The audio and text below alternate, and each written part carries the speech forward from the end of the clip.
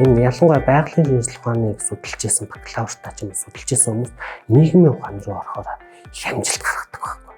Яг бодиттой амьдрал дотор болж байгаа процессыг нь яг дотор нь судлах гэдэг нэг юм арга зүй. Энийгээ бид этнографи гэдэг юм байна. Антрополог гэж хэрвээ ингээд тусны нэг одоо юу гэдэг те нэг юм дэвтэр байна гэдээ харж үзэх юм бол те энэ дэвтрийн тал нь 900 гэдэг. Мань үнэхээр бол Монгол нэг барбарын тавцааны дунд тавцаан л явж байгаа юм. Тийм тухайн үеийн мань үнэхээр бол доод чадсан чинь нэг дунд тавцаа. Бэлэгдэл гэдэг маань өөрөө нийгмийг авч явдаг өөрөлдөл дүрм, кодлсон дүрм байгаа байхгүй. Салбар дундын нэг юм байдлаар энэ хөрслөө тодорхойлох хэрэгтэй юм байна гэдэг. Маш бат итгэл үнэмшилтэй болгоод юм чинь. Антрополог анхаараа энийг тодорхойлох мэдээж боломжтой.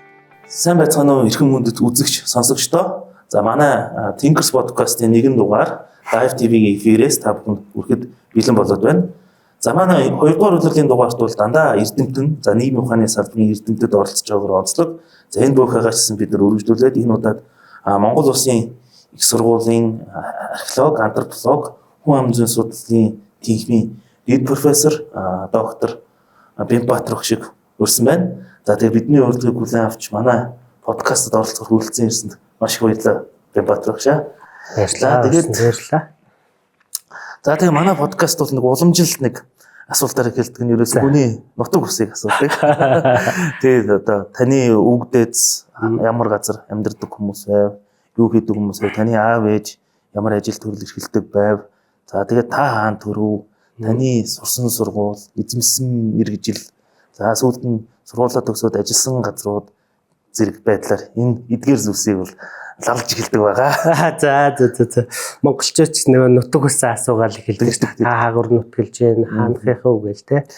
За би болохоор аав маань болохоор энэ Завхан Говьалтай чиглэлийн хүн юм. За тэгээд Багдаа нутгаас агараа явчихсан нэг юм. Ээж маань болохоор Дорнот аймгийн нөгөө хойноос орж ирсэн бурайд ийм өслийн хүн гэх юм уу да.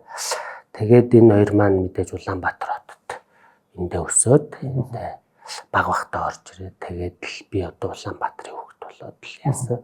Яг нь нутаг усаар нь хаяа очдог те сайхан байдаг. Тийм. Тэгээд нөгөө миний өөрийн мэрэгжлийн онцлог болохоор ч одоо Монголын газар сайгүй явах юм да. Тэгээд нөгөө төрсэн газар дээрээс нь өссөн газар гэж монголчууд чинь нэг ойлголт байдаг шүү дээ. Тэгээд трийг нь яхаар энэ хоёр чинь нөгөө социализмын үед тэнд ажиллаж байсан. Тэгэхээр их олон газруудыг бас нэрлж болохоор нөгөө суусан газар одоо өссөн газар хин нэтрийг гэдэг. Тэгэхээр өвөг гэцэгдэл явах бол нэг иймэрхүү дөө. Сургууль гэхээр би ч одоо 14 дугаар сургуулийг төгссөн. Гэхдээ Орос 14 биш Монгол 14. Физик математикийн гүнзгийрүүлсэн сургуультай тийм анги 91 онд төгссөн. Ер нь бол физик математикийн чиглэлийн хүн байсан гэсэн үг. Тэгээ яаж яваад ч юм антропологч болчихсон л ингэ явж байна.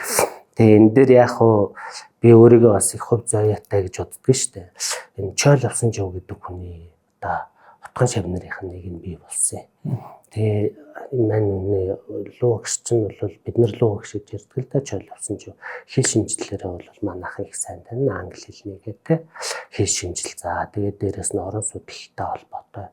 Ер нь тэр хүн чинь да бараг 10 гаруй хэлтэй хүн байсан. Хамгийн сайн хэл нь хятад хэл гэж байгаа шүү дээ. 50-д очиж үргэжсэн. За тэгээд англи хэлтэй. Тэгээд энэ Монгол судлах юм уу? Одоо угсаатан судлал энэ антропологийг ер нь эхлүүлсэн хүмүүсийн нэг нь яалч байхгүй юм. Тэгээд энэ үнэндээ удирдлагын доор би бас нэг дипломын ажил бичээд бакалавр хамгаалал. Дараа нь яг хуу магистра бол би хэл шинжилгээр хийсэн. Тэгээд дараа нь эрт шиг их олон газрууд ажилласан олон улсын байгууллагууд за ингээл тэг анх одоо 2002 онд USAID-ийн Америк нэгдсэн улсын хөгжлийн агентлагийн тэнд одоо антропологчоор ажиллаж байлаа. Тэг юугаач мэдэхгүй тэгээ юу ч хийжээсээ одоо бүгд одоо ичдэг шүү дээ тэрийг бодохоор тэгээд дараа нь яг хожуу би чи эргээд академик гэсэн рүүгээ орж ирсэн 2009 он хацаа нэг 6-7 жилийн завсарталтайгаар тэр үед нь олон улсын байгууллагууд ажиллаж байгаа. Дэлхийн банкнд одоо сайхан ажиллаж байсан. Нэгдсэн үндэсний байгууллага за тэгээд би USAID байна. За STC байна. Тэгэл нэг тийм газруудаар нэлээд ажилласан. Тэгээд доктортой хэлсээд тэгээд бид нар чинь нэг Монгол Улсын их сургууль Кембрижийн сайн бичиг хөтөлбөр гэж байсан. Тэгээд тэрүүгээр бахан сурж явж байгаа. Тэгээ би чинь монголчин доктор хамгаалах хэцүү шүү дээ. Тэгээ ер нь нэлээд одоо ажиллангаа бас доктор хамгаалаад явж байгаа юм чинь нөгөө full time буюу одоо бүрэн тэтгэлэг энэ төр юм манад ямар байхгүй ш. Тэгээ би чи 2019 онд доктор хамгаалаад тэгээд л Монгол Улсын их сургуульд ажиллаж байна. За ажилласан газрууд гэвэл яг уу гадаадд бол нэлээд олон газрууд явсан. Одоо тэгээд өнгөрсөн болчих юм бол одоо Америкийн Колорадод нэг хэсэг би байсан. Зочин судлаачаар. За тэгээд дээрэс нь UCL байсан. За Цюрихт байсан, Портогийн их сургуульд байсан. Ер нь нэлээд олон газруудаар яаж байгаа. Тэгээд сүүлд нь доктор хамгаалчаад Цюрих их сургуульд нь 2 жил багшилсан.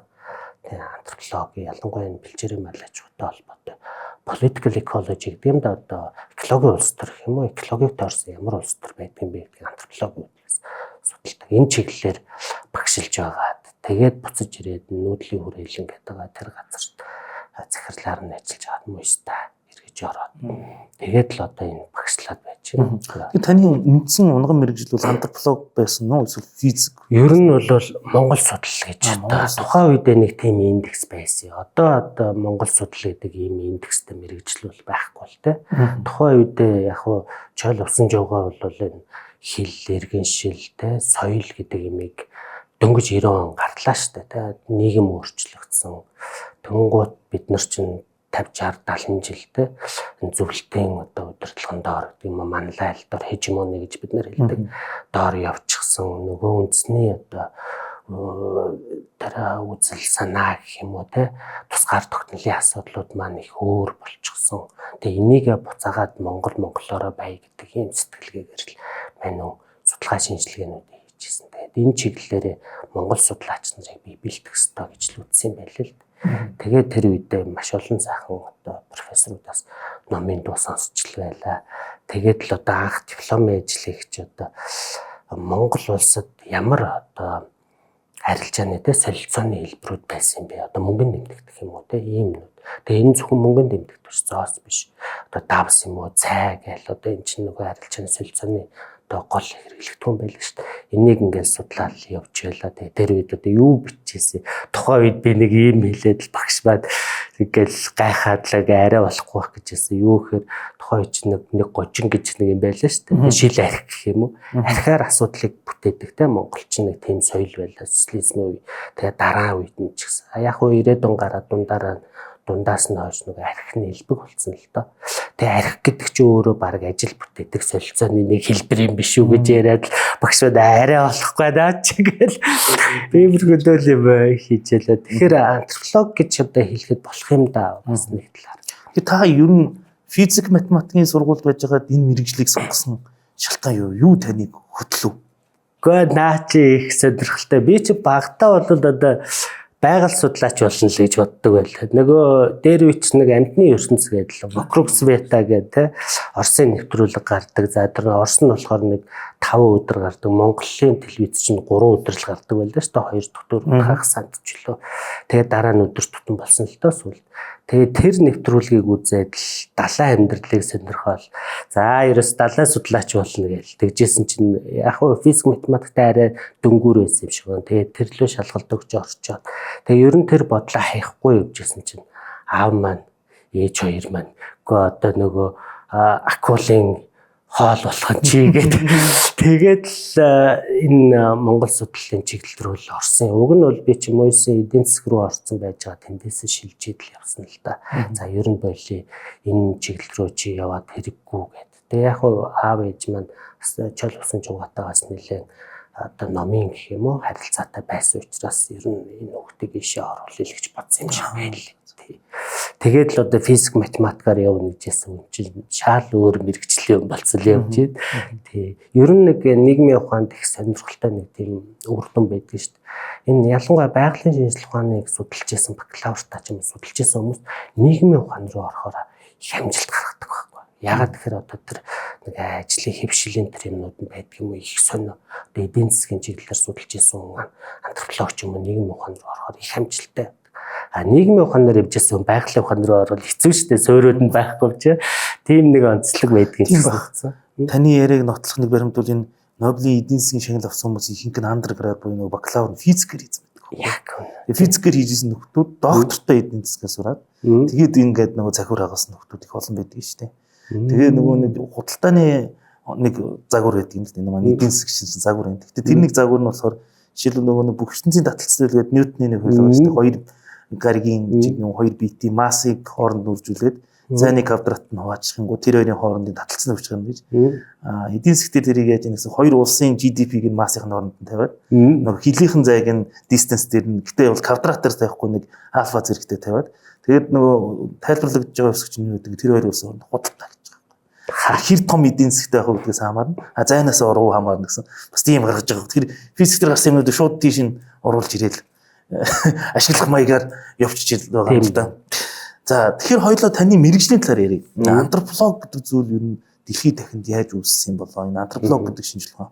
Одоо антрополог гэдэг ярихаар бид нэг хүн судлал гэж бас хэлээд байгаа шүү дээ.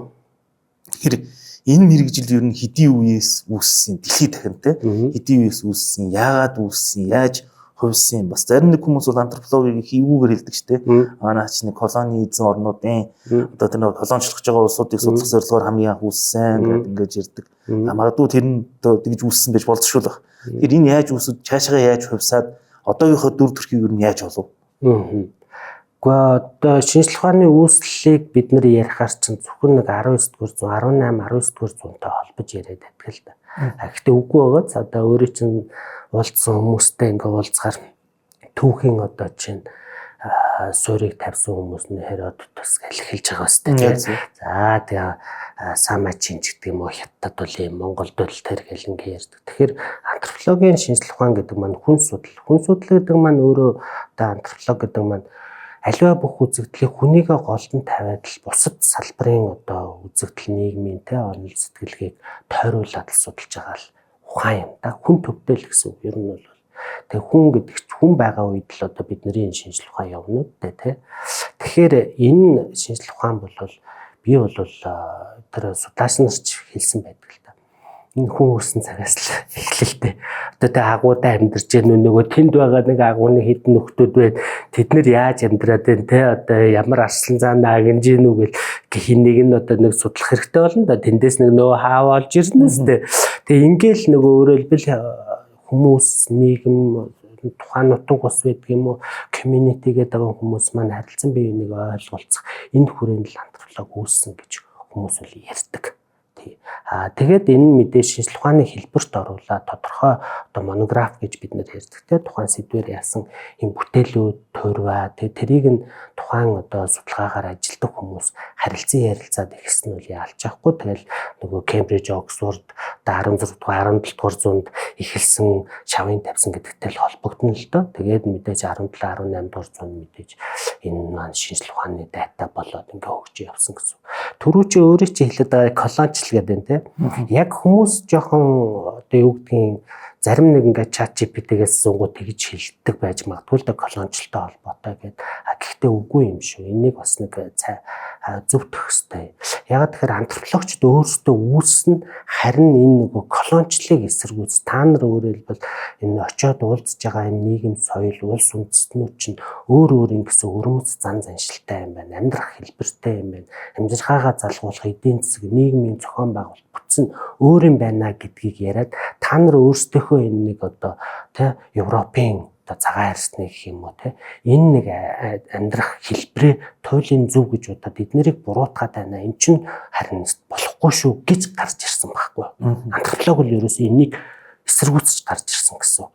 Мэдээж нөгөө судалгааныхаа эргэлтэнд одоо ашиглах баримт нотлохоо энэ төр юмнуудаар бол дэх үе одоо чинь манахаар аялсан плано карпинеч гэдэг юм уу тэр өмнө тэмдэглэлүүдийг бид нэр ашиглаад заримдаа эн чинь одоо түүхч биш гэл ингээд яриад явж байгаа шүү дээ. Тэгээ тэрнтэй адилхан тэд нарыг ашигласан юмнууд бол байдаг. Гэхдээ энэ дээрээ дандаа шүмжлэлтэй л ханддаг л гэсэн үг л дээ. За дэлхийд дахин тэгвэл ингэж хувьсан юм. Монголд ер нь энэ чиглэлийн шинжлэх ухааны үүсэл хөгжил нь яаж явсан юм бэ? Монголын одоо хамгийн анхны антропологч гэдэг мэдээж дээр үдүү шинжлэх ухаанууд хоорондоо жоохон нийлцсэн байдаг үстэй. Бүх одоо шинжлэх ухааныг оролцдог нөө полимат гэж хэлдэг шүү дээ. Одоо ломноосоо гэхэд математикчийн уран зохиолчийн химчийн тий тэр үеийн эрдэмтэд бол тийм байсан. Тэгэхээр хоёр яг одоо шинжлэх ухаан бас салж ихэлсэн нэг юм байгаа шүү дээ. Тэр үеэс эхлээд ингээд за манай бол 1900 20 дугаар зуунаас эхлээд ерөнхийдөө бас нөгөө барууны маягийн гэх юм уу да. Мэдээж бид нар шинжлэх ухаангүй бол байгаагүй. Хуучин ч одоо манай буддын сүм дугуйч нөгөө их баг таван ухаан гэж ярьжсэн чи яг соёлын төв болол шинжлэх ухааны одоо нөгөө харагдж байгаа хэлбэр нөх юм уу да. Тэрэн дээр болохоор шинжлэх ухааны маягийн ажлууд нь яваад байна тийм. Манайхан нэг жий болгоод идэв штэ. Манайхан нэг шинжлэх ухаангүй ингээд байж байгаа. Гівгэн пүнк гээл 21 оны хувьсгалаараа шинжлэх ухаантай болсон юм шиг ярих гад байдаг. Гэтэл тэр үүднээс нь яг авч үзвэл те одоо юу гэдэг магадгүй нэг тийм барууны маягийн гэж яриа л да. Нэг тийм өрөндийн маягийн энэ шинжлэх ухааны хэлбэрээ дүрээ олсон нь ер нь хизээнээс юм бол яаж өгсөн юм бол анхны одоо антропологчд гэж ямар хүмүүс байсан юм бол за тэгээд ер нь хизээнээс их сургуульд энэ хөтөлбөр маань үүсв гэдэг талаас нь. За хоёулаа нөгөө дараалтаа яриад тэгэхээр за баруун орж ирлээ. Баруунаас өмнө бас юу байсан гэдгийг те. Тэгэхээр антрополог гэхээр монголчууд ч нэг бүх юмыг бид нэр зохиосон гэж ярьдаг шүү дээ. Магадгүй тэгж хэлж бас магадгүй болох байх. Одоо чинь антрополог өөрөө юу юм бэ гэдгийг түрүүн би хальт дуртад өнгөрлөө. Нөгөө соёлууд, нийгмүүд, улс орон, гүрнүүд харилцан бие бинийгээ таних юм байна. Тэр соёлууд нь код гэж үзэх юм бол тэр кодыг тайлах хэрэгтэй болно да хамтарч ажиллахын тулд. Тэгэхээр альва эзэнт гүрэн ямар нэг дайн байлдаан ч юм уу эсвэл аль нэгэнтэй худалдаа харилцаа хийх болох үед нөгөөдхөө таньж мэдэх хэрэгцээ гарна да. Тэгэхээр тэрийг нэг таньж мэддэг хүмүүс байж таарна да. За энийгээ бол нөгөө муу нэртэйгээр нь юу гэдгийг тагнуул дурсуулж ярьдаг те заншлаач гэж ярьдаг. Гэхдээ үгүй юм.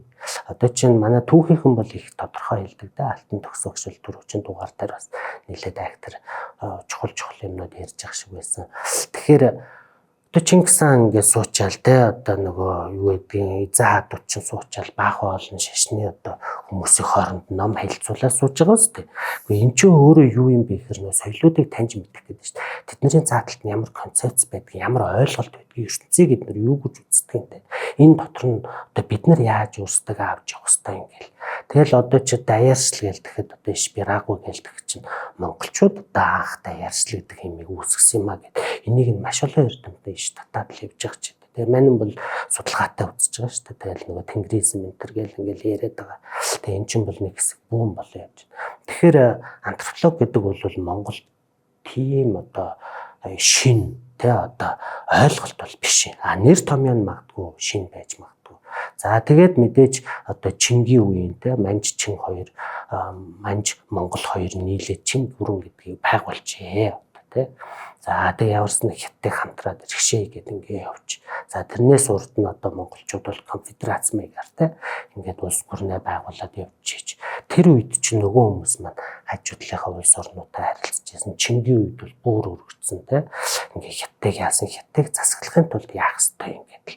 Тэгэхээр тэн дотор чинь нөгөө судалгаа шинжилгээ энэ төр юмнууд хамт л явдаг байж л те. Тэр үед нь антрополог гэж нэрлэегүй л байсан болохоос те өөрөөр нэрлээл явж байсан байна. За яг 18-19 дугаар зуун гэдэг ингээ ороод ирэнгүүт ялч байхгүй одоо барууны нөлөөнүүд орж ирсэн, арай хожуу орж ирсэн баг. Манайд бол ихэнх нь бол урд те одоо хилээр гэдэг юм уу одоо нөө Чингийнхээ одоо засаглалын үеэр дамжиж зарим юмнууд орж ирж байсан. За Европын ганц хоёр одоо заншлаач гэдэг юу гэх юм те аялагч нар орж ирж байсан, тэмдэглүүд үлдээсэн. Тухайн үедээ бол мэдээж тэр хүмүүс бол өөрсдийнхөө улсын даалгавраар явжсэн хүмүүс шүү дээ. Одоо ямар нэг байдлаар шашнаа дэлгэрүүлэх юм уу эсвэл энэ Монгол гэдэг улс орн байна. За энэ улс орн маань мандан бадарч исэн үе биднээс сурах юм юу вэ? Одоо байгаа нөхцөл нь юу юм? Байгалийн нөөц нь ямар ингээл судалж исэн энэ нууц биш шүү дээ.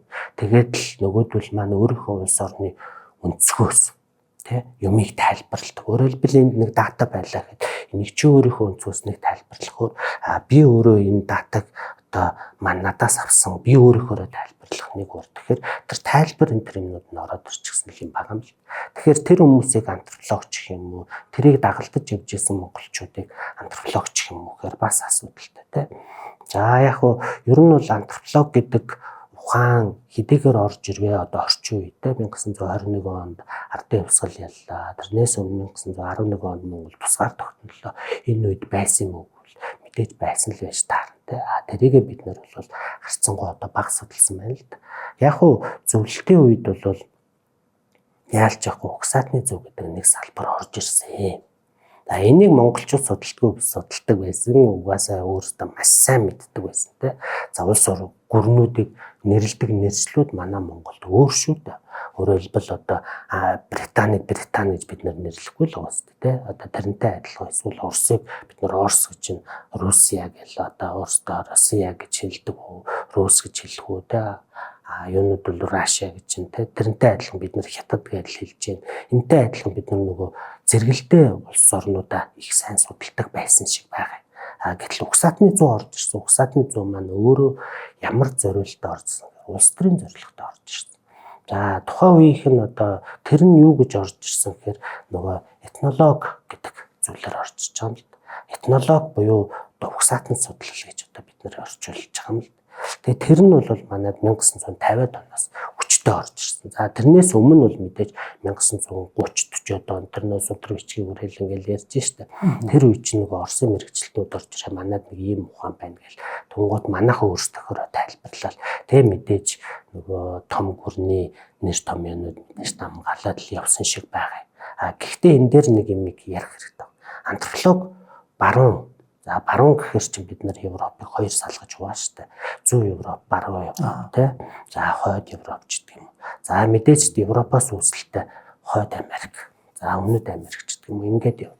Энэ үед бол антропологийн үүсэл хөгжил. За тухайн үед 1900-аад он гарах үед хэлбэршээ тогтсон байсан шиг байгаа. За Британий школ гэж ярьдаг одоо Дик сургууль гэж ярьж байна. За тэн дээр Бронислав Малиновский гэж нэг судлаач бий. За энэ хүн бол угсаатны 100 ялангуяа этнограф гэдэг юм л да. Өөрөөр хэлбэл үндэстэн угсаатан ард иргэд соёлыг яаж судлах юм бэ гэдэг системтэй судлах арга зүй гаргаж ирсэн гэсэн. Үүний энэ дээр үндэслээд бас яг зэрэгцээд Америкт бас өгсөн антрополог. Энэ бол Франц Боус гэдэг эрдэмтэн энэ судалсан. За мань үний гол зорилго бол Америк өөрөө индиануудыг колоничлоо, тэднийг авалахын налаад геноцид үйлдэхин үлдээд ингээд байхгүй болгосон. Тэгээд сүүлчийн Могикан гэдэг шиг те хамгийн сүүлийн индиан соёлоодыг хөрөлбөл авч үлдэхин төлөө манай Чикагогийн их сургууль за тэгэл те тэр Колумбийн их сургууль гэл маш олон сургуулиуд дээр тэр дэг сургуулаа үүсгэн шамнар намжилтаа хөгжүүлсэн. Тэд нар бүгдийг бүртгэж авсан баг. За ингээд тэнд бол cultural anthropology гэдэг хөгжиж явчихсан. Британи болохоор social anthropology буюу нийгмийн антрополог, Америкт бол соёлын антрополог гэдэг нэрлэлээд ингээ явчихсан. За ингээд энэ маань ингээ хөгжөөд ингээ явж явах үед энэ маань дэлхийд тодорхой хэмжээнд ингээд зүүн Европ, баруун Европт за Орос ч гэсэн нөлөөг нь аваад тэгээ тухайн үед арай л угсаатны судлал нь давуу байж л те. За ингэсэн 1917 онд томсгол гарлаа. За 20-30-аад он хил хаагдлаа. За зүүн Европын 40-од оны дараа нөгөө зөвлөлтийн хүрээнд орлоо. Ингут тэр үед нөгөө угсаатны илүү дамгаалсан байсан энэ шинжлэх ухаан энэ зөвлөлтийн хүрээний улсуудад зарцсан баг. Яг тэр хэвээр. Энэ нь цаашаа 50-60 жил үргэлжилсэн байхгүй. Тэгээ өөрөөр хэлбэл тэр 30-40-од оноос хойш манад хөгжсөн 50-аад онд одоо цэцгэлэн хөгжиж эхэлсэн энэ угсаатны судлал гэдэг маань нөгөө баруунд 1920-од онд үүсчихсэн тэр үеэрээ жоохон зарцангатуу тэгээд дээрэс нь идеолог буюу улс төр ороод ирчихсэн. За зөвлөлт бол яасан гэхээр маш олон угсаатан үндэстнийг чөлөөлсөн бид нэр тийм одоо тэгжээч бид нэр одоо тэгш байдлыг бий болгож гин колоничлоос капиталистуудаас чөлөөлж гин гэдэг энэ юм авч явахын тулд нөгөө угсаатан гэдэг юм маш хүчтэй яваас монголчуудыг маш олон угсаатны бүлгүүд туваасан тэрний гол илэрлэл нь ястан шүү дээ. Ястан гэж одоо тийм угсаатны бүлгүүд байдаг ч юм уу ч юм уу гэдэг дээр одоо судлаач нар бол тэ санал нэгтчихэд энэ ястан бол хиймэл нэр том юм шүү тэ гэд. Тэгээд энэ чигээрээ үргэлжлээд манайхаа 90-ад онтол золгосон байхгүй. Тий. Нөгөө зарцаадаг зөвлөлтөд ингээд нэг вакуум чиччихсэн. Тэгээ улс төрийн хүрээнд орчихсон. Гэтэл дэлхий бол шал өөр. Угсаатнаа хит ярихаар үгүй байна энэ болохгүй. Бид нар нийгэм хүмүүнлэгийн тэр том юмнуудаа тэгээ онлоо. Тэгээ дээрэс нь яг хүмүүс ихэд дунд нь ор судалгаагаа хийх хэрэгтэй гэдэг. Ингээ хөгжөөд чинь 60 70 жил 80 жил явчихсан юм нэг одоо бид нар амдаж гэдэг юм уу те араас нь судалж явж байгаа байхгүй. Тэгээ 90-ад он гараад л тэгэл манайх ч угсаатан гэдгээр одоо ч бас тодорхой хэмжээнд явж байна л да. Зөв Европ руу очих юм бол этнограф гэдэг, этнолог гэдэг шинжлэх ухаан илүү их байж байгаа. Харах юм бол гэтэл барууны юм Америк юм уу эсвэл бүр ингээд Африк юм ч юм уу Япон эднэр бол антрополог гэдгээр илүү яваад өгчихсөн байх чинь. Ийм л нэг түүхтэй юм уу? Миний ойлголтоор шүү ер нь. Манайд болохоор энэ угсаатны судал нь хизээ антрополог гэдэг яг энэ нэр томьёо авсан бай. За наа чин тий ингэсэн шиг байгаа юм. За энэ дээр яг хуу Кембрижийн их сургуулийн профессор доктор багш тий булаг хурдын булаг гэдэг профессор байгаа. За тэр хүн энэ угсаатны судлалын угсаатны зүүн 9 ботын удирдлагыг бичсэн байлээ. За тэр хүн маань нөгөө барууны одоо дээрээс нь Монголын зөвлөлтийн угсаатны зүй яаж хөгжсөн бэ гэдгийг бас нэлээд тоймлоод бичсэн байлээ. Тэрийг сонирхсан хүмүүс байвал бас тэ уншаарай. За мэдээж манай судлаач нар Бөм Мочир, Илмүх Эрдэнэ гээд одоо энэ олон судлаач нар бэлдээ Мантхай гээд одоо байж MIT-д ажиллаж байгаа бас мундаг профессор Монгол. Энэ хүмүүс маань түүхүүдийг нь бол тодорхой хэмжээнд харж бичсэн байгаа. За энэ хүмүүс бол бас энэ нөгөө түүхийн талыг ярьж байгаа юм л да. За Монгол бол ер нь бол яалч яахгүй зөвлөлтийн нөлөөнд дор угсаатны судлалыг ингээ явж исэн. Тэгээд энэ маань өөрөө цагийн аясаар 2000-ад он гараа те. За барууны энэ судлаач нар илүү их орж ирж байна. За судалгаанууд орж ирж байна, ойлголтууд орж ирж байна гэж яриад явсан бэл. Тэгээд энэ маань алхуур ингээд энэ маань өөрчлөгдсөн судлагддаг зүйлүүд маань өөрчлөгдөд явсан юм а гэж тайлбарласан байлаа. Монгол Улсын их сургууль дээр бол баримттай л да. Монгол Улсын их сургууль дээр бол 1993 онд угсаатны зүүн тэнхим байгуулагдаад яг ингээд системтэйгээр сургалтууд эхэлсэн байдгийг.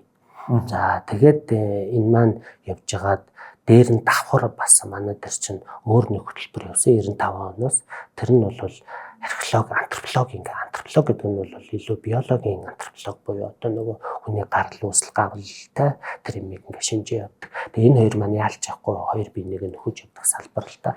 Тэгээ ингээ энэ хоёр зэрэгцэж хөгж явж исэн гэсэн. Манай дээр бол угсаатны судлал тэгээ угсаатны зүй гэдэг зүйл маань явж байгаад тэгээ угсаатны зүй маань антропологийн шинжилгээ ухаануудыг өөртөө ингэж оруулж ирээд хөгжиж явж байгаа. Энэ үед нь одоо цархан профессор эднээс бол техник эрхлэгч урд нь бол Нямбуга бас техник эрхлэгч явж байгаад ингээд явж байгаа 2006 онд энэ техникийн нэрийг өөрчилсөн байдаг. За өөрчлөх нь зөрөгтэй алхмыг бол Ламцүрэнгийн мөнхөр ингээд профессор бол хийсэн. Доктор хамгаалчихсан. Уг нь бол одоо түүх нийгмийн тэ хүмүүнлэгийн ухааны бас маш их сайн мэдлэгтэй антропологоор доктор хамгаалсан анхны л одоо судлаачдын нэг.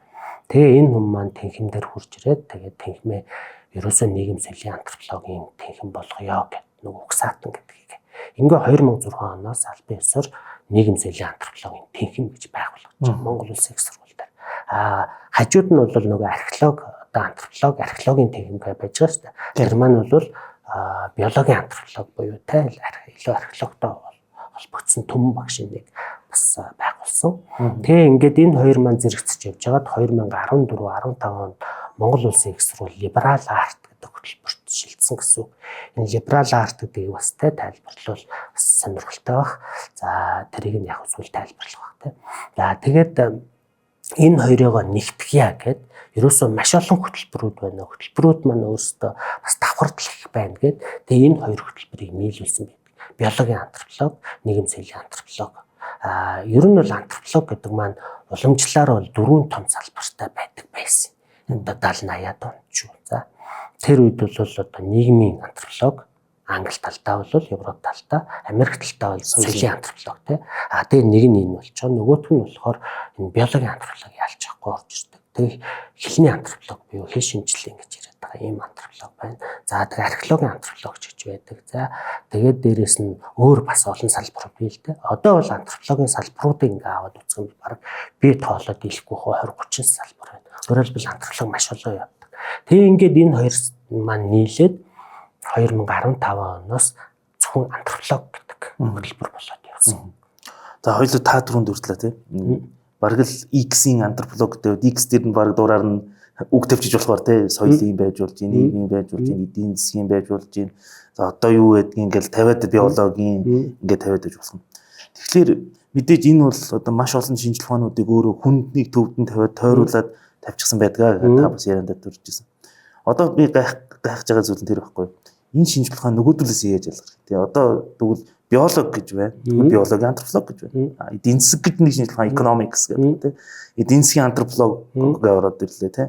Тэгэхээр юугаараа ялгараад байна вэ? Тий, аливаа шинжлэх ухаан өөрийн гэсэн ийм салбар болоод хөгжөөд яалч ахгүй өөрийн гэсэн арга зүй байдаг. Тэгээ арга зүй мэдээ шинжлэх ухаанд бол нийтлэг арга зүй зөндөө байна те. Тоон болоо чанарын гэж бид нар хамгийн энгийнээр хоёр хуваачдаг те.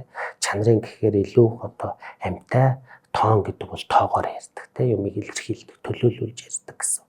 Тэгэхээр антропологийн одоо шинжлэх ухааны хамгийн гол арга зүй бол үндсэндээ нэг 3 тийм зүйл дээр тогтоод байна уу гэж би бол харддаг. Нэгдүгээрт бол онол сэтгэлгээ. Онол сэтгэлгээ гэдэг бол ерөөсөө нийгэм, соёл, улс үндэстэнтэй угсаадны бүлэг эсвэл юу гэдгийг шашин шүтлэг ямар нэг төр нийгмийн үзэгдлүүдийг тэнд нэг нийтлэг хэв шинж байна уу? Эсвэл өөрийн өрмөц хэв шинж байна уу? Ямар нэг зүй тогтол байна уу гэдгийг гаргаж ирж байгаа юм л да. Тэгвэл энэ зүй тогтол нь энд одоо нэг юм А болчлаа, А-гийн дараа Б болох юм уу, болохгүй юм. Эсвэл С-гээ алгасаад D болох юм уу те? Өөрөөр хэлбэл нэг юм зүй тогтолыг хайгаад байдаг. Энэ бол антрополог дээр асар их өндөр байдаг. Энэ бол онол сэтгэлгээ байна. Хоёрдугаарт нь этнограф гэдэг. Түрүүн би хальт дуртад өнгөрсөн. Этнографийн арга зүй байгаа юм л да. Этнограф маань өөрөө юу юм бэ гэхээр хүмүүстээр илүү төвлөрдөг. Одоо бид нар бол шинжлэх ухаан эсвэл нэг ямар нэг бодлогыг top down bottom up гэж ярьдаг шүү дээ. Нэгэн дээрээсээ хардаг, нөгөөх нь доороос өөрөлдөл юм гаргадаг. За grounded гэдэг бид нар бас яриад байдаг тийм. Өөрөлдөл яг бодиттой амьдрал дотор болж байгаа процессыг нь яг дотор нь судлах гэдэг нэг юм арга зүй. Энийгээ бид нар этнограф гэдэг юм л да. Тэгэхээр энэ хоёр нийлэхээр их хэвтэйхэн одоо юмнууд авч байгаа. Гурав дахь нь бол яалч ёс зүй орж ирдэг. Этик гэдэг юм. Судлаачийн этик. Тэгээ энэ бүр арга зүй байтугай бүр их том юм. Антрополог гэж хэрвээ ингээд тусдан нэг одоо юу гэдгийг те нэг ийм дэвтэр байна гэд авч үзэх юм бол те энэ дэвтрийн тал нь ёс зүй гэдэг. Тэ судлаач арга зүй талаасаа шүү. Тэ ёс зүйтэй байж ч антропологч болно. Ёс зүйгүй байх юм бол антрополог хийхгүй. Яагаад тэгэхээр арга зүйтэйгээ холбоотой. Яагаад гэвэл нөгөө антропологчдын одоо нэгдүгээр их сурвалж гэдэг зүйл маань та бодхоор уулзаад ярьсан яриануд байгаа. Та үзэл бодлоо илэрхийлсэн мэдээж та ярих юм ярина, ярихгүй юм ярихгүй. Би тэр судлаачийн хувьд таны ярьсан зүйлийг энийгээ бид нар болохоор эмик гэдэг юм л та. Эмик гэдэг нь бол яг ингээд тухайн нутгийн ард иргэдийн хүмүүсийн гэр бүлийн өөрсдийнх нь ойлгож байгаа, сэтгэж байгаа тэр сэтгэлгээ юмыг харж үзэж байгаа ойлголт. Судлаачийн байр суурь тэгвэл бас тусдаа байх ёстой шүү дээ, тэ. Энэ нь бол этик гэж бид нар хэлдэг. ИТ тэ. За дараа нь олчих бол. Тэгээ этик гэдэг. Энэ одоо бидний нөгөө нийтлэг шинжлэх ухаанд байдгаар бол таны үзэл бодол объектив. Надаас бол хамаарсантай. Ингээ байж байгаа таны үзэл бодол. Би судлаачид өөрөө үзэл бодолтой. Би таны хэлсэн юмыг би өөрийнхөө тайлбарлана. Тайлбарлаж байгаа энэ маань миний судлаачийн субъектив байхгүй этик. Тэгэхээр энэ хоёрыг маш хил заагуудыг бид нар маш сайн авч үздэг гэсэн үг. Өөрөөр хэлбэл таны хэлсэн юмыг те би ашиглаад өөрөө дүгнэлт гаргана. Гэхдээ таны хэлсэн юмыг би өөрийнхөө өөрийнхөө зөвхөн эрх ашигын төлөө худлаа гуйвуулж юм яаж болохгүй. Тэгэхээр энэ нөгөө 50% ёс зүй гэдэг зүйл маань байх хэрэгтэй гэдэг энэ багхгүй.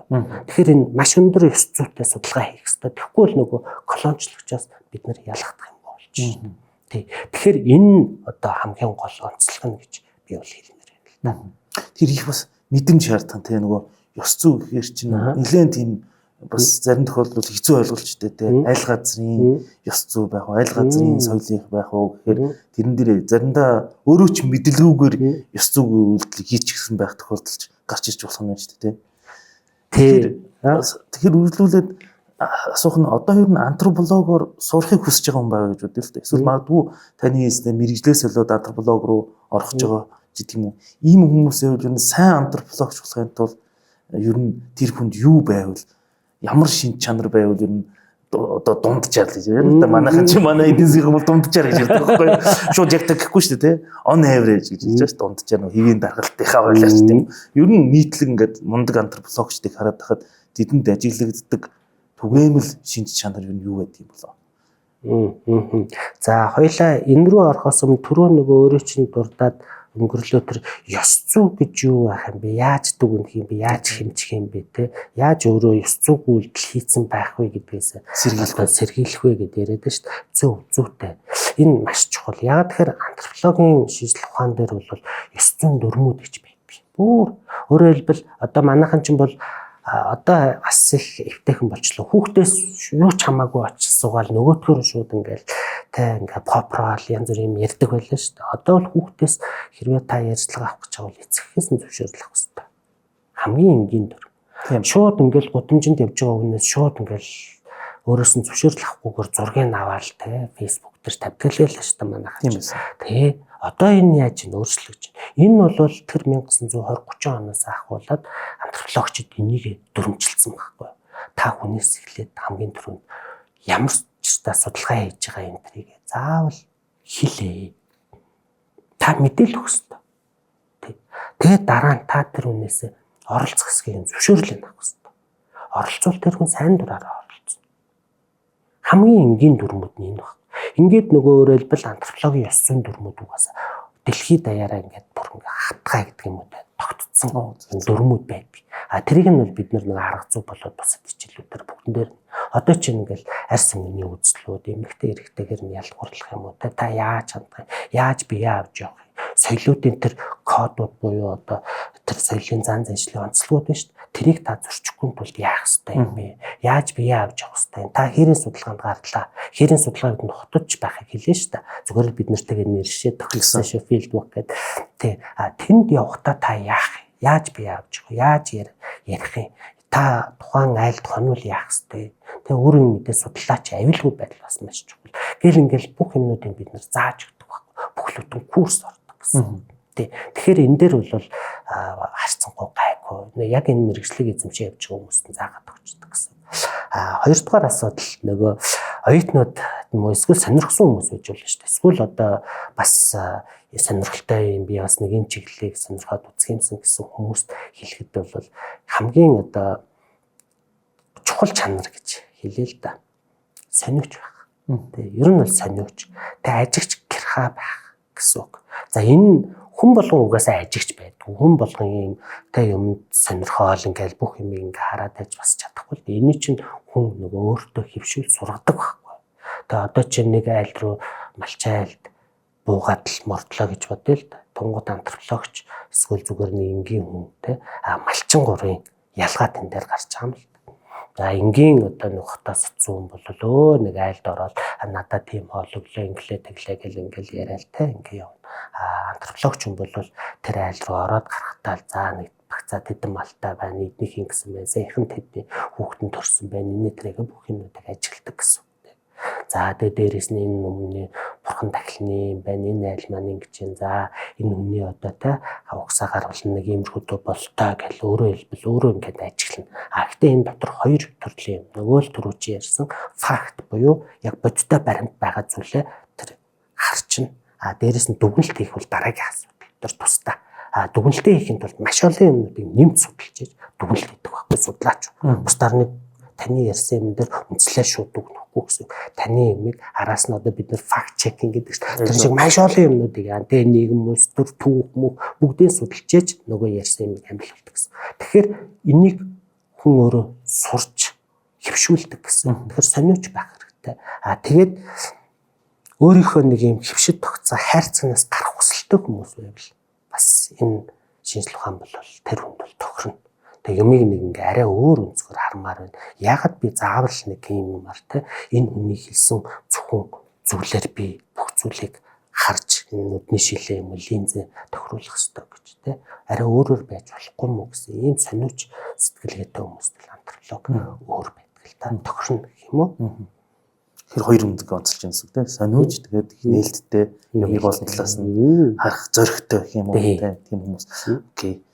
За би танаас үргэлжлүүлээд бас ярилцмаар байгаа нэг сэдв бол одоо антропологийн зарим нэг зүйлсийг харахад бол соёлууд хоорондоо адилхан нэг соёл нэгнээсээ илүү гэсэн юм байхгүй байна. За дээрэс нь бол ингээд соёлуудыг дээрүүдүүл ингэж ярьдаг ус одоо зэрлэгүүд тэгээд нөгөө ирэлсэн гэл ингээд ярьдаг байсан тийм. Тэгэхээр энэ үзэл санаа саяны энэ шатлсан байдлаар авч үздэг үзэл санаа яагаад гарч ирсэн юм бол соёл болгон ялгаатай эсвэл соёл болгон бас ижил байдаг гэсэн нэг юм байгаа юм л да. Яг хуу антрополог дээр одоо нийгмийн ухаан дээр зөвхөн антрополог биш маа нийгмийн ухаан, хүмүүнлэгийн ухаан дээр identity гэдэг юмнуудыг бид нар ярьдаг шүү дээ. Тэгэхээр Монголд орчуулъя гэдгсэн чинь бидний хувьд айгүй төвхтэй байсан байхгүй. Зарим нь болохоор ижилсэл гэдээ орчуулад байдаг. Зарим нь болохоор ялгарл гэдээ орчуулад. Хоёр шал эсрэг үг. Тий. Тэгсэн мөртлөө энэ үг нь өөрөө аль аль нэг нь тээж явж байгаа байхгүй. Яг энэтэй адилхан соёл юм эсвэл нийгэм гэдэг маань өөрөө энэ хоёрыг хоёулангийн тээж явдаг зүйл юм шиг байгаа юм. За энэ дээр маргаан бие хоёулаа тэрлүү одоо орно. Тэгэхээр түрүүчийн Германы одоо шинжлэх ухааныг ярьлаа те одоо ингээл за хэдүүлээ хоёулаа бүр өсрээд нэлээд дээхэн тал руу очив. Одоо манайх монголчууд одоо дөрвөн ойрд гэдэл энд үзэл те нөгөө их цаазаа байгуулаад дөрвөн ойрдынхаа юмыг байгуулаад ингээ явж хахтар 1904 1648 он 40 хэдэн он хавцаа те. За Европт юу болов? Westphalian гэдэг юмыг байгуулаад Европын одоогийн юу гэдэг nation state буюу үндэстэн улсууд бий болох үндсийг тавьжээлаа тийм ээ. Нөгөө олон зуун жилийн дайм байна төгсгөл.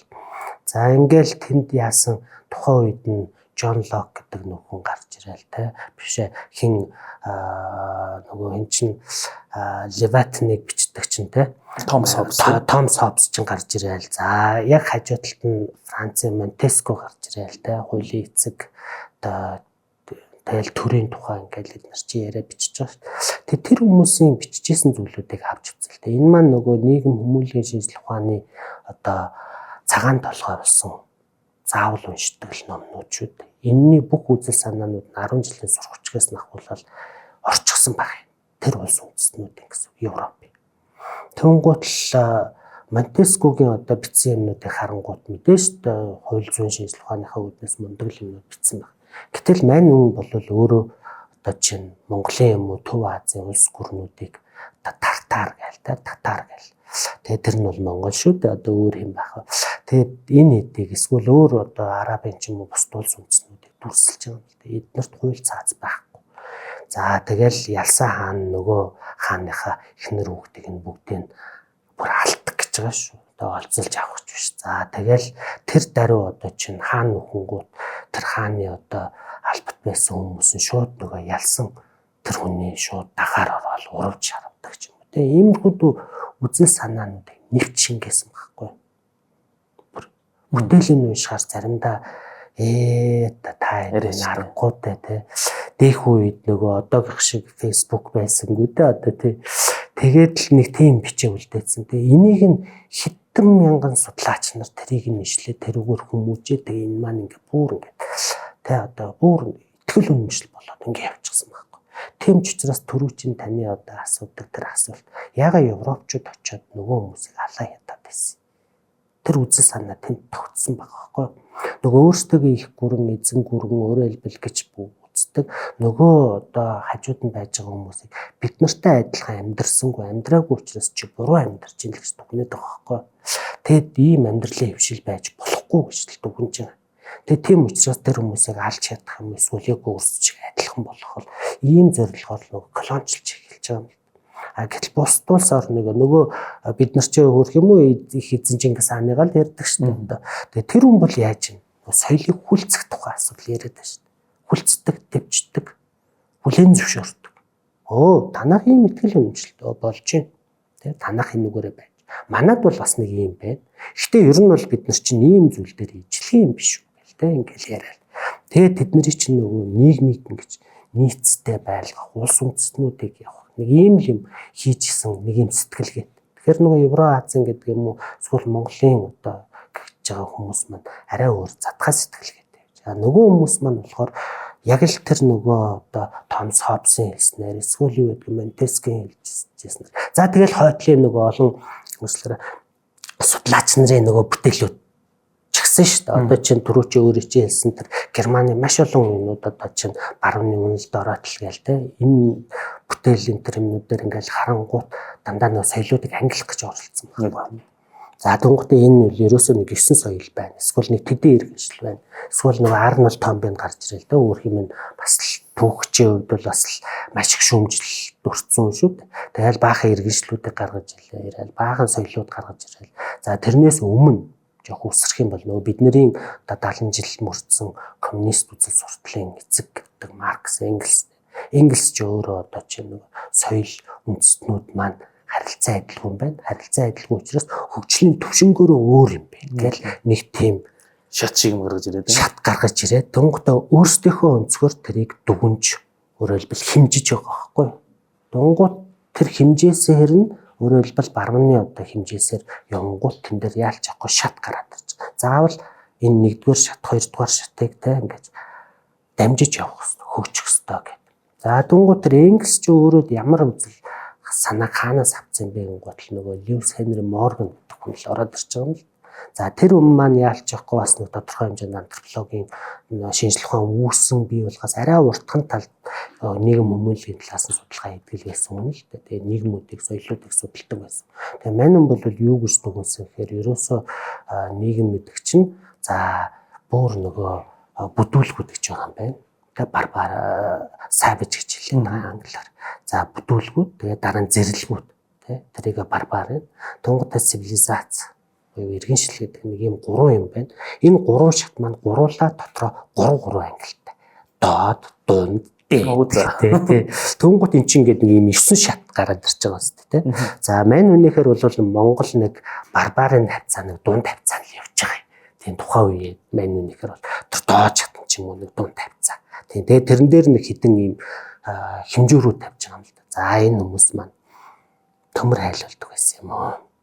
Ямар нэг байдлаар тоосох юм уу зүйл бариад юм тэ шатаж матахгүй тийм суурин байшин барьдаг байсан юм. Хот байсан юм уу? За тэрэн дотор нь хууль хэрэгцүү. За тэгээд дээрэс нь тэнд нэг тодорхой институт байсан юм. Ямар нэг аль байсны шашин шүтлэг байсан юм уу гэл ингээл. Өөрөөр хэлбэл энэ Европ байсан зүйлүүд байхгүй.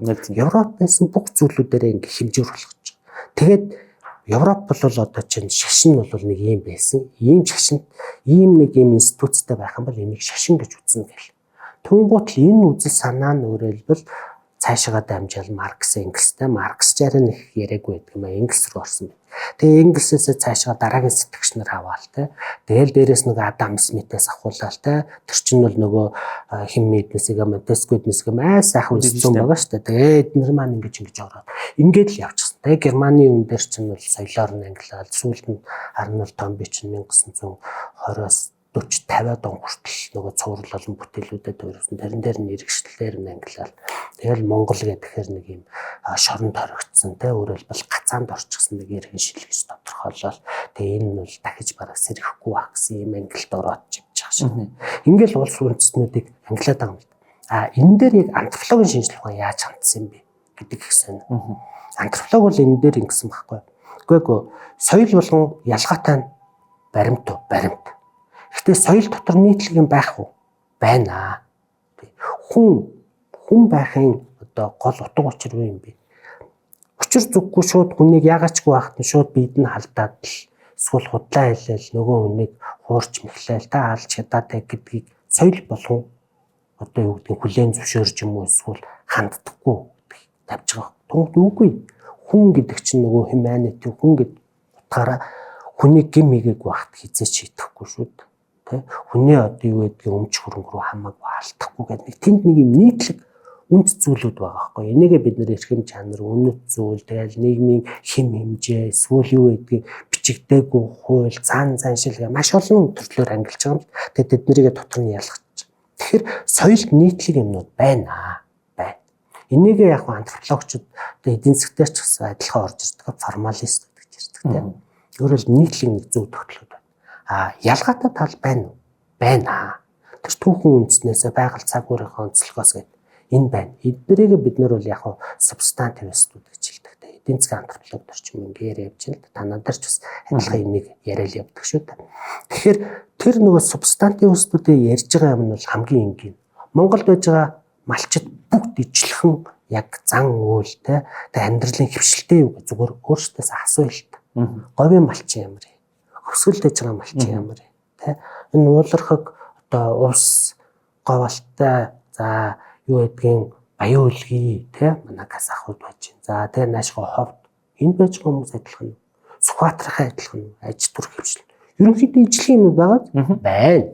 Гэтэ тэрэн дотор өвлжөөтэй юу, өвлжөөгүй юу гэдэг. Өвлжөө нь битүү юу гэл те. Тэгээ энээс шалтгаалаад нөгөө амьдрдаг хэлбэрүүд нь. Тэгэхээр дэлхий чи өөрөө бүгдээрээ нэг ижил цаг агаартай биш үү гоц. Тэгээ тэнд чи год байна, халуун, хүүтэн газар байна, ой модтай байна, устай байна, усгүй байна те. Уултай байна, уулгүй байна. Тэнд чи нэг амьдрах хвшлүүд нь өөр байна. Тэгэхээр тэнд чи өөрийн гэсэн өрмөц аж төрх хэлбэрүүд, итгэл үнэмшлүүд бий болно шүү дээ. Яалч. Тэгэхээр соёл ялгаатай. Гэхдээ тэрэн дотор байдаг үнд зүйл нөгөө сэтгэлгээнүүд нь ижил юмнууд байна уу? Байна. Мэдээж итгэл үнэмшлэл бол хаач байна. Гэхдээ итгэл үнэмшлийн илрэх хэлбэрүүд нь өөр. Манад одоо юу гэдэг юм те бурхны шээ илүү дэлгэрсэн байна. Бөөгийн итгэл үнэмшлүүд байна те. Бид нар ч одоо бөө мөргөл гэж л ярьдаг л шүү. Мөргөл шүү. Тэ. Тэгээ бөөгийн шашин ч гэж ярьж чадахгүй. Яг бөө гэдэг нь ч одоо шаман гэдэг нь ч бас судлаачдын л гаргасан нэр томьёо. Тэгээд ингэхээр нөгөө эн чинь юу гэхээр нөгөө бурхны шин Христийн шин бол шашин, бөөл шашин биш гэж үзэж байгаа. Антропологчд бол бүгднийг итгэл үнэмшил гэж хэлж байгаа. Шашин гэхээр дээр мөргөл юм уу эсвэл нэг сүсэг бишрэл доор зан үйл тэ. Гээ ингээд нэг юм шат амжилтгууд л гаргаад. Тэгэхээр энэ дээрээс бид нар энийг давах ёстой гэж антропологчд үздэг. Хэзээш нийгэм соёлыг шат амжилгаар хэмжиж болохгүй. Яг тэр хүний туйлын оршин байгаа зүйл нь би гар утастай болох юм уу эсвэл юм хайтектэй өндөр байшинд амьдрах биш байхгүй. Хүний туйлын зорилго юу юм бэ гэвэл ад жаргалтай л амьдрах шүү дээ. Тэгээд нийцтэй хоорондоо ингээд эвсэг ингээд сайхан амьдрах л энэ л нэг туйлын өсөл байгаа шүү дээ. Тэгэл одоо нөгөө мисүүдийн тэмцээн дээр чи юу гэдэг лээ дайны дэлхийн их 50 те гэдэг шиг л дээ нэг тийм уриал байгаа шүү дээ. Тэгвэл ад жаргал юм уу эсвэл тийм зүйлийг яаж хэмжих юм бэ гэдэг зүйл байхгүй. Тэгэхээр барууны юм эсвэл одоо энэ нэг өнгөрсөн 100 жил ингээд доминант байдлаар та ноёрхож байгаа үзэл сэтгэлгээ бол нөгөө материалын байдлыг шүтэх одоо нөгөө шинжлэх ухааны ололт амжилттай технологи нөө хав энэ хүрсэн нь одоо хамгийн сайн мундаг ад жаргалтай амьдарч байна гэж үздэг байна л. Гэтэл нөгөө бусад соёлууд дээр одоо чи Кемла дээр амьдарч байгаа ч юм Амазоны юм байж байгаа ч юм уу Сибирьт амьдарч байгаа ч юм уу те эсвэл Америкийн индианч гэдэг юм уу эсвэл Европын зүгээр Португалийн нэг одоо тэ тусганд амьдарч байгаа хүмүүсийн үзэл бодол санаанууд өөр байхгүй. Өөр. Гэхдээ нийтлэг итгэл үнэмшил ижил юм аа л гэж хараад байгаа. Тэгэхээр эднэр маань бүгд ижил тэнцүү. Бид нар ижил тэнцүү авч үзэх хэрэгтэй. Тийм ч учраас антропологчид анх энэ хүний эрхийн түгээмэл тунхаг гэж ханх гарлаа шүү дээ. Тэгэхээр тэрэн дээр маш юм айхтар заалтууд орж ирсэн байхгүй. Ягаад тэгэхээр төрөөчийн уучлаараа тэр нөгөө Германы нацизм гарч ирээд тэнгуүтэй нэг соёл гэдэг бол тийм соёлууд өөр тэгээд одоо айрын үндэстэн гэдэг бол бүхний дээдийн гэдэг ингээ гаргаад ирчингууд ерөөсө бүгднийг хавтгаалаад бүгд ивэжлэхэн ерөөсө ямар соёлын онцлог гэж байхгүй гэдэг зүйлийг анх оруулж ирж байсан юм байл. Тэнгуут тэрэн дотор маш олон антропологчд орж ирээд үгүй мэдээж хүний одоо эрхийн түгээмэл юм байна. Гэхдээ энэ дотор соёлын онцлогуд байх ёстой шүү. Бид нар байгаль орчин өнөөдөр цаг бүх юмнуудаа яах юм гэдэг. Эднэрийг оруулж ирж өнөөгийн энэ хүний эрхийн түгээмэл гарч иржсэн байх ч. Хоёулаа мэдээж хойшоо бас нэг ярих юм би энэ мэдлэгийн колоничлол гэдэг сэдврүүчсэн давхад орж байгаа. Энэ мэдлэгийн колоничлол гэдгийг бид нар ямар нюанстай ойлгох юм гэдэг би яг жоо хамтдах чинь л тохиолдох асуудалтай. Зарим нэг хүн гэдэг байхгүй. Мэдлэгийн колоничлог та нар юу яриад байгаа юм те? Одоо атомын бөмбөгийг хийхэд мэдлэгийн колоничлол эсвэл Ньютоны 2 дугаар хуулийг ярихад наад мэдлэгийн колоничлол гэж та нар юугаа яриад байгаа гэж ярьдаг. Одоо манай байгалийн ухааны хүн тэгж шүү дээ. 2-ын нэг нь 2 тэнцүү 4 байхад энд одоо колоничлогдоод байх юу аах вэ гэдэг юм.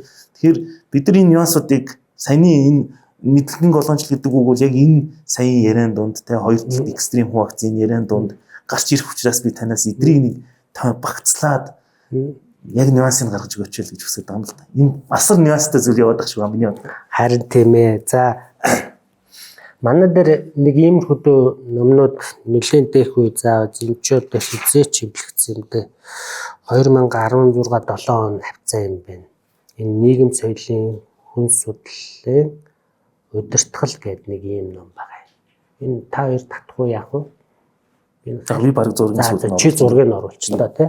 За тэгээд нийгэм соёлын хүн судлалын онлын үүд гэдэг бас нэг иймэрхүү номнууд манай дээр гарсан байна л да. Энэ одоо бас нэлээд их үед хэвлэгдчихсэн номнууд. байна нөгөө антропологийн тэгэн болоод л те нийгэм соёлын антропологи нь 2012 онд дахин эвлэгдчихсэн юм. За энэ улс төрийн хүн судлалын онлын үүд гэдэг энэ Бөмбөч Рөгшийн бас бичсэн номнууд байна. За эдийн засаг, за тэгээ гэр бүл, гендер гэдэг олон номнууд ер нь манайхан гаргасан л та. Гэхдээ энэ бол оюутнуудаа нөгөө гарын авлага болох үүднээс бид нарын бэлдсэн л гарын авлагууд байгаа юм. За энэ дээр бол яг энэ асуудлуудыг бүр ингээд нэгт ярьдаг байхгүй. Тэгэхээр бид нэр мэдээж одоо математикийн шинжилгээ ухаан, физикийн байгалийн шинжилгээ ухаан ч гэдэг юм уу те ололт амжилт за тэгээд Wi-Fi гар утас юу гэдгийг юмнуудыг бид нэр ашиглахгүй байх юм уу гэдэг асуудал нэг хэсэг хүмүүс яриад. Тэгээ энийг одоо чинь мэдлэгийн колоничлогоос та нар ярьж гин үү гэх. Тэгэхээр энэ дээрээс шууд нөгөө хоёлаа мэдлэгийн колоничлог руу шууд дайрж орё те. Тодорхойлтоос эхэллээ. Тэгэхээр яг нь би бол яг одоо нөгөө шинжилгээ ухааны үүднээс яасан тодорхойлтыг санахгүй. Утга нь бол ерөөсөө л ийм юм. Аливаа нэг улс үндэстэн эсвэл угсаатны бүлэг тодорхой нийгмийн анги давхарга тий тодорхой нэг өөрсдийн үзэл санаа бүтээсэн зүйлээ улс төрийн үүднээс өөрсдийн эрх ашигаа хангахын тулд тэрийг өөр одоо хүмүүстэр энэ бол туйлын үнэн гэд тэдний оршихуйг үгүйсгээд тий хэрэгжилж байгааг л мэдлэгийн колоничл гэдэг байхгүй. Мэдлэгийн колон хийж байгаа нь өөрөө зорилготой байдаг. Өөрөөр хэлбэл энэ хоёр дээр нэмэх хоёр гэдэг бол төртөө төргөө энэ зүгээр л байдаг мэдлэг тий. Энэ бол хүн төрөлхтөн төртөө төргөө энэ бүлээн зөвшөөрсөн мэдлэг. Энийний тухай яриаг байхгүй. Өөрөөр хэлбэл монголчууд бол хоцрогдсон юм байна. Одоо сайхан урангуй багш нар юун дээр бичсэн байсан. Тэр 2015 оны майск за тэгээ Косин хийднүүсийн нөгөө судалгаанууд өөрөөр хэлбэл монголчууд үндэснийхөө хувьд, хүн амынхаа хувьд устан үгүй болж исэн гэдгийг бол үгүйсгэж байгаа юм шүү. Монголчуудын хувьд бол хүн амын бодлого энэ төр юмнуудаа тэгээ өсөлт энэ төр үлжиж байсан гэсэн иймэрхүү зүйлийг ярьж байна л да. Тэгэхээр энийг яасан гэхээр тухайн үед 1910-20-од онд монголоор аялжсэн маш олон судлаач нартай хожимын судлаач нар хамгийн гоо аюултай тэр хожимын судлаач нар 50-60-аад он, 70-аад он, 80-аад он одоо ч гэсэн нэг ярьдаг хүмүүс зөндөө байна. Өөрөөр хэлбэл Монгол бол сүнэж мөхөж байсан ард иргэд. Ерөөсөө зөвлөлт л орж ирээгүй болвол энэ нийт ерөөсөө байхгүй болгосон ард иргэд. Харин бид нар аварсан шүү гэдэг. Тэгэхээр тэр тоо мэдээллүүдийг гуйлаад тодорхой хэмжээнд засвар хийгээд зарим нэг мэдээлэл нь магадгүй үнэн байж магадгүй. Энийг өөрөөр хэлбэл зөвлөлт аврагчийн дүр тоглох. Эсвэл хятад ч юм аврагчийн дүр тоглох те. Эсвэл Америк аль нэг улсыг одоо колоничлох юм ямар нэг тэнд нөлөөгөө өргөжүүлэхтэй хэрэгжилж байгаа бол энэ маань өөрөө мэдлэгийн колоничлол болоод байгаа. Тэгэхээр тэнд заавал ард талд нь эрх ашиг байдаг. Эрх ашиг гэдэг нь өнөөдөр шууд мөнгөөр тоолох тухай асуудал биш. Тухайн улс үндэстэн өөр нэг улс үндэстэн эсвэл юу гэдэг угсаатны бүлэг юм уу нийгмийн анги давхарга дотор өөрийнхөө тэр ноёрхох байдлыг албажуулахад л хэрэглээд байгаа зүйлийг хэлээд байгаа байхгүй. Энэ нь бол өөрөө аюултай. Энэ нь өөрөө нэлээд эрчимцэн хэлбэр гэдэг юм уу хүчтэй хэлбэр нь бол бидний хамгийн сайн мэддэг идеолог. Идеолог бол дандаа мэдлэг тодорхой хэмжээнд авна шүү дээ. Ямар нэг мэдлэг, ямар нэг зүйл дээр суйрлан төрчин. Тэгэхгүй бол бас болохгүй явахгүй шүү дээ. Тэгээд тэр дээрээс нь улс төр тэнгуудаа тэр нөгөө мэдлэгийг гуйлах юм уу эсвэл өөр нэг хиймэл худлаа мэдлэг ч юм уу те хийгээд нөгөөдхөрөө явж байгаа байхгүй. Тэгээд тэрний нөлөөгөө харивжуулдаг гэсэн. Тэгэхээр энэ дээр өөрөөр хэлбэл мэдлэгийн колоничлыг ярьж байгаа хүмүүс энийг маш ойлгох хэрэгтэй. Бусдаар бол бид нар одоо ингээд технологийн ихс дэвшлиг үгүйсгээд хаа болтгод. Гэхдээ түрүүчийн хэлсэн нэг ад жаргал гэдэг юм.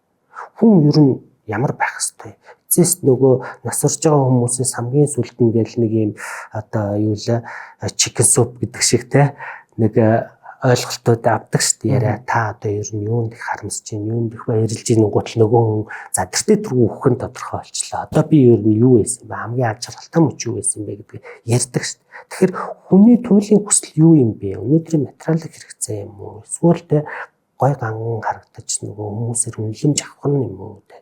Юугаар тэр хүн чигдэж байж байгаа. Оршин тогтнох хүн юу юм бэ гэдэг ингээ нөө философийн жимшигтэй нэг хачин руу орно л доо. Гэхдээ энийг бид нар ойлгох хэрэгтэй болж байна. Тийм ч учраас одоо яалж явахгүй нөгөө муу хэлээд өгөх хөөрхө бутааны юм чи одоо дэлхийд даяар аж аргалын индекс хэмжээл явуулжлаа шүү дээ. Тэгээд тэгсэн хойд Европынхан тэргүүлээл те.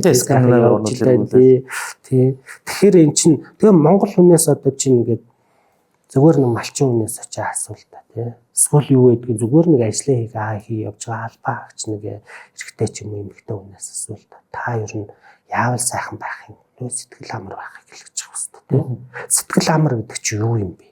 Сэтгэл амар. Нэг сайхан аж төрмөр байна. Ямар нэг юм санаа зовмооргүй байна. Санаа зовх гэхэр нөө яалчих материалын хэмжээ орж ирж байгаа холтой байх хэрэгтэй юм уу тий. Хүүхэд нь бас нэг айтайхан баймаар байна. Аюул ослгүй баймаар байна. Халтраад унаад хүчмээргүй, агаартай орчмооргүй юм гэдэг юм тий. Тэгэл сэтгэл гэдэг концепц бол гараад ирж байгаа. Тунгууд одоо чинь нэг антропологч бас монголчуудын сэтгэл гэдэг нэг энэ ойлголт их сони юм аа. Энийг антропологууд нь судлаад л бүтээл энэ төр зөндөө тойрогдсон байж байна. Тэнгуут бид нар өөрөө өөрсдөө мэддэг юм байна. Тэгэхээр яг тэрнтэй адилхан Японы хэдүүлээ аваад үзэлт. Японы нийгэм соёл ямар байсан хэдүүлээ.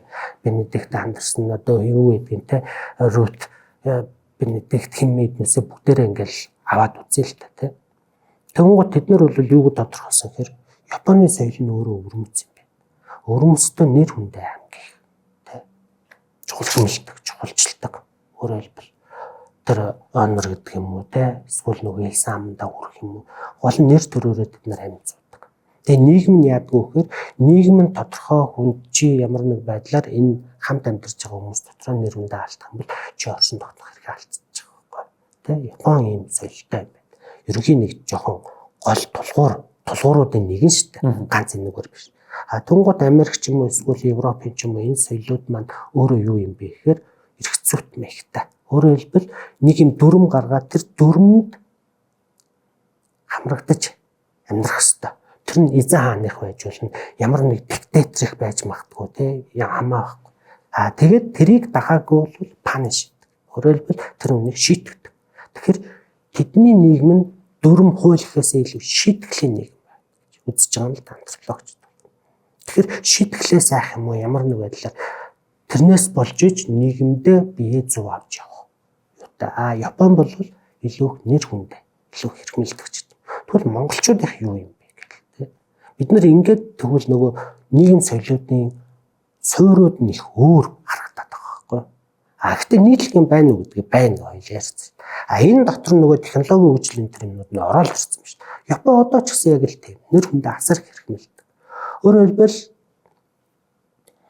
цунами усны дараа тэр хүмүүс яаж ийн очирслол хоол хүнсээ аваал те тэд нарыг бид нар дэлхийн нийтээр монголчууд шагшин гайхаа байстай. Энэ хүмүүс ингэсэн баг. Тэгээ хүмүүс нь туслаа ал дэмжээл те. Тэгээ нөгөө хүмүүс мөн нөө хоол урсангүй зүгээр өөр газар бол яах вэ? Булчинтаа дахиж очиол алцаал те ингэхээр байж. Тэнгууд энэ дээрээс бид нар юу харж байна гэхээр тэр хүмүүс бол нөгөө community гэдэг юм уу хамт амьдарч байгаа хүмүүс дотроо нэр хүндээ эрхмэлдэг. Тэр хүмүүс нь хянхаа болчвол яах юм гэдэг асуудлыг бас судалж штэ. Тэгээ нийгэм хүмүүлгийнхэн те антропологийн. Тэнгууд нөгөө хүмүүс маань тэрийгч бас эрхмэлдэг. Тэр нөгөө инерцээр явдаг юм байна л. Гэтэл өөр бус дээр бол тэнд ямар нэг полис юм уу цагдаа юм уу гарч ирээд тэгээ тэр хүн шийтгэж магадгүй гэдэг үүднээс нөгөөд бол маань дэг журамд орж явж байгаа чинь. Тэгэхээр энэ онцлог байна. Гэтэл Японууд тэр соёлоо одоо ч гэсэн хадгалаа явж байна. Эдгээр барууны нөгөө шилдэг төвчлөлт технологиудыг авсан. Энд чи яалч авахгүй бид нэр хэрэглээд явах тэр хүн төрөлхтний бэлэг байна шүү дээ тий. Судлаач эрдэмтдийн тэрийг аваад юм. Харин цаана нь бид нөгөө соёлынхоо core гэдэг юм уу та цөмөө бид нар авчих хэрэгтэй юм байна гэж. Би бол тэгэж ойлгоод байгаа шүү дээ. Тэгэхээр үргэлжлүүлээд ярив тий. Монголын тэр core нь юу юм бэ? Монголчуудад байгаа тэр core нь юу юм бэ? Бид нар энэ core алдчихвуу эсвэл гээчвүү эсвэл бид нэр хүчин давтаад бас сонирн болчихоо. Наадхан чи би хариулж чадхааргүй л том асуулт байна. Тэгээ өөрийнхөө зүгээр үзэл бодлыг хуваалцъя тий. Монголчууд яг соёлын одоо цөм гэдэг юм уу тэр зүйл юу юм бэ гэдэг. Яг нь судлаач эрдэмтдүүд бол соёл нийгэм одоо соёл гэдгийг хоёлаа бас сонсогчтой үзэгчтэй бас жоохон тайлбарлахгүй болохгүй байна. Соёл гэхээр бид нар чинь 3 4 төрлийн соёл яриад байна шүү дээ. Хамгийн энгийн нь бол бидний одоо бие авч явах соёл байна тий. Тэгээ чи яасан соёлгүй юм те инээдрээ гээл те гудамжинд цаа саялаа инээдрээ гээл эхэлдэг шүү дээ. Тэгээ энэ бол нэг англи дээр бол этикет гэдэг байгаа шүү дээ. Этикет гэдэг. За тэр зүйлээ бие авч явах соёл мэдээж байлгүй яах вэ чинь чухал. За энэ бол нөгөө өдөр тутмын хүмүүс хоорондоо юм уу эсвэл бие авч явж байгаа тэр нэг зүйл байна. Зан үйлтэй ч бас холбогддог тий. Нөгөө энэ бол яг уу ялангуяа социализм үеийн тэр нөгөө соёлын товтлогооны үеэр асар ихээр гарч ирсэн. Өөрөөр хэлбэл барууны Оросын гейда Оросын бие авч явах соёлыг Монгол нэвтрүүлэх үед энэ соёлчих гэдэг зүйл их орж ирсэн. Нэг юм чиглэл байгаад байна. Хоёрдугаарт нь соёл урлагтай холбоотой асуудал тий. Соёл урлаг гэхээр юу юм бэ гэхээр одоо Мишеланжело ч гэдэг юм уу тий. Ингээл нөгөө Готи үеийн эзэн барилгач гэдэг юм эсвэл Монголын одоо сонгодог тийм одоо уран хийцэн дизайн юу гэдгийг ингээд яриа явчихдаг. Эсвэл уран зурагч гэдэг юм уу. За энэ нэг юм соёл судлалын тийм юмнууд байна. Энэ мэдээж утга зохиол урлаг за тэгэл эннийхээ заалтад яалж явах нь сэтгэлгээ хэв маяг гэл тийм ярихаас уур арга байхгүй. Ингээ явчихдаг нэг зүйлүүд байна. Дараагийн нэг өөр нэг соёл нь тэр соёл судлал гэж нэг бас нэг юм орж ирж байна. Cultural, культурологи гэдэг нэг орсоор дамжиж орсон л дээ. Тэгээ энэ нь болохоор бас нэг баахан олон юмнуудын цуглуулга бас орж ирсэн. Тэгээ яг нөгөө антропологийн одоо зүйл юм уу гэхээр бас арай биш нэг жоохон идеологи энэ төр ороод ирсэн. Тэгээд зөвлөлт маягийн аж төр хэв ёснуудыг дотор нь нэвч шингээч гэсэн тэгээ зөв хүн байх хэрэгтэй гэдэг. Тэгээд нэг тийм нэг юм багтах. Дөрөвдөх нь өөрөөр хэлбэл одоо бидний өнөөдрийн яриад байгаа нөгөө cultural anthropology буюу соёлын антрополог. Тэрэн дээр соёл гэдэг маань ерөөсөө нийгэм төр чигт нь бид нар яриад байгаа байхгүй нийгмээ. Тэгэхээр энэ culture соёл гэдгийг энэ дээр ярих хэрэгтэй. За яг энэ утгаар нь шүү би нөгөө соёлын цөм гэдгийг бол тэр нийгмийн цөм монголчуудын гэдэг утгаар нь би энд одоо дандаа энэ яриан дээр бол хэрэгжилж байна гэсэн үг л та. Тэгэхээр соёлын өм цөмийг янз бүрээр хүмүүс авч утсан байдаг. Соёл гэдэг бол ерөөсөө ийм юм. За онол сэтгэлгээний хүрээнд сонирхолтой байж магадгүй одоо үзэгчд маань. Ерөөсөө нэг ийм нэг тухайн дэлхийд дээр байж байгаа улс үндэстнүүд дээр тэр соёлыг бүрдүүлж байгаа зүйлүүд нэг ийм 8-9 зүйл байна гэж бодъё л та. Хэдэн мянга баг те янз бүр ингээд элементүүд нэг юм уу бүрдүүлэх зүйлүүд нь. Эднэр маань дарааллын хувьд одоо нэг ДНХ шиг те ямар дараалт орсноороо энэ маань нэг өвөрмөс соёлыг үүсгэж байна. Энэ Монгол соёл юм байна. Энэ бол Орос юм байна те. Энэ бол Америк юм байна. Энэ бол Индиа юм байна. Гэхдээ дотор нь байдаг элементүүд нь бүгд ижилхэн. Дарааллууд нь өөр юм байна. Өөрөөр хэлбэл код нь өөр болчихж байна шүү дээ те. Тэгэхээр энийг нэг гэрст мэрцээс авахлаад манай антрополог гэх юм бол янз бүрээр ярьдаг тийм.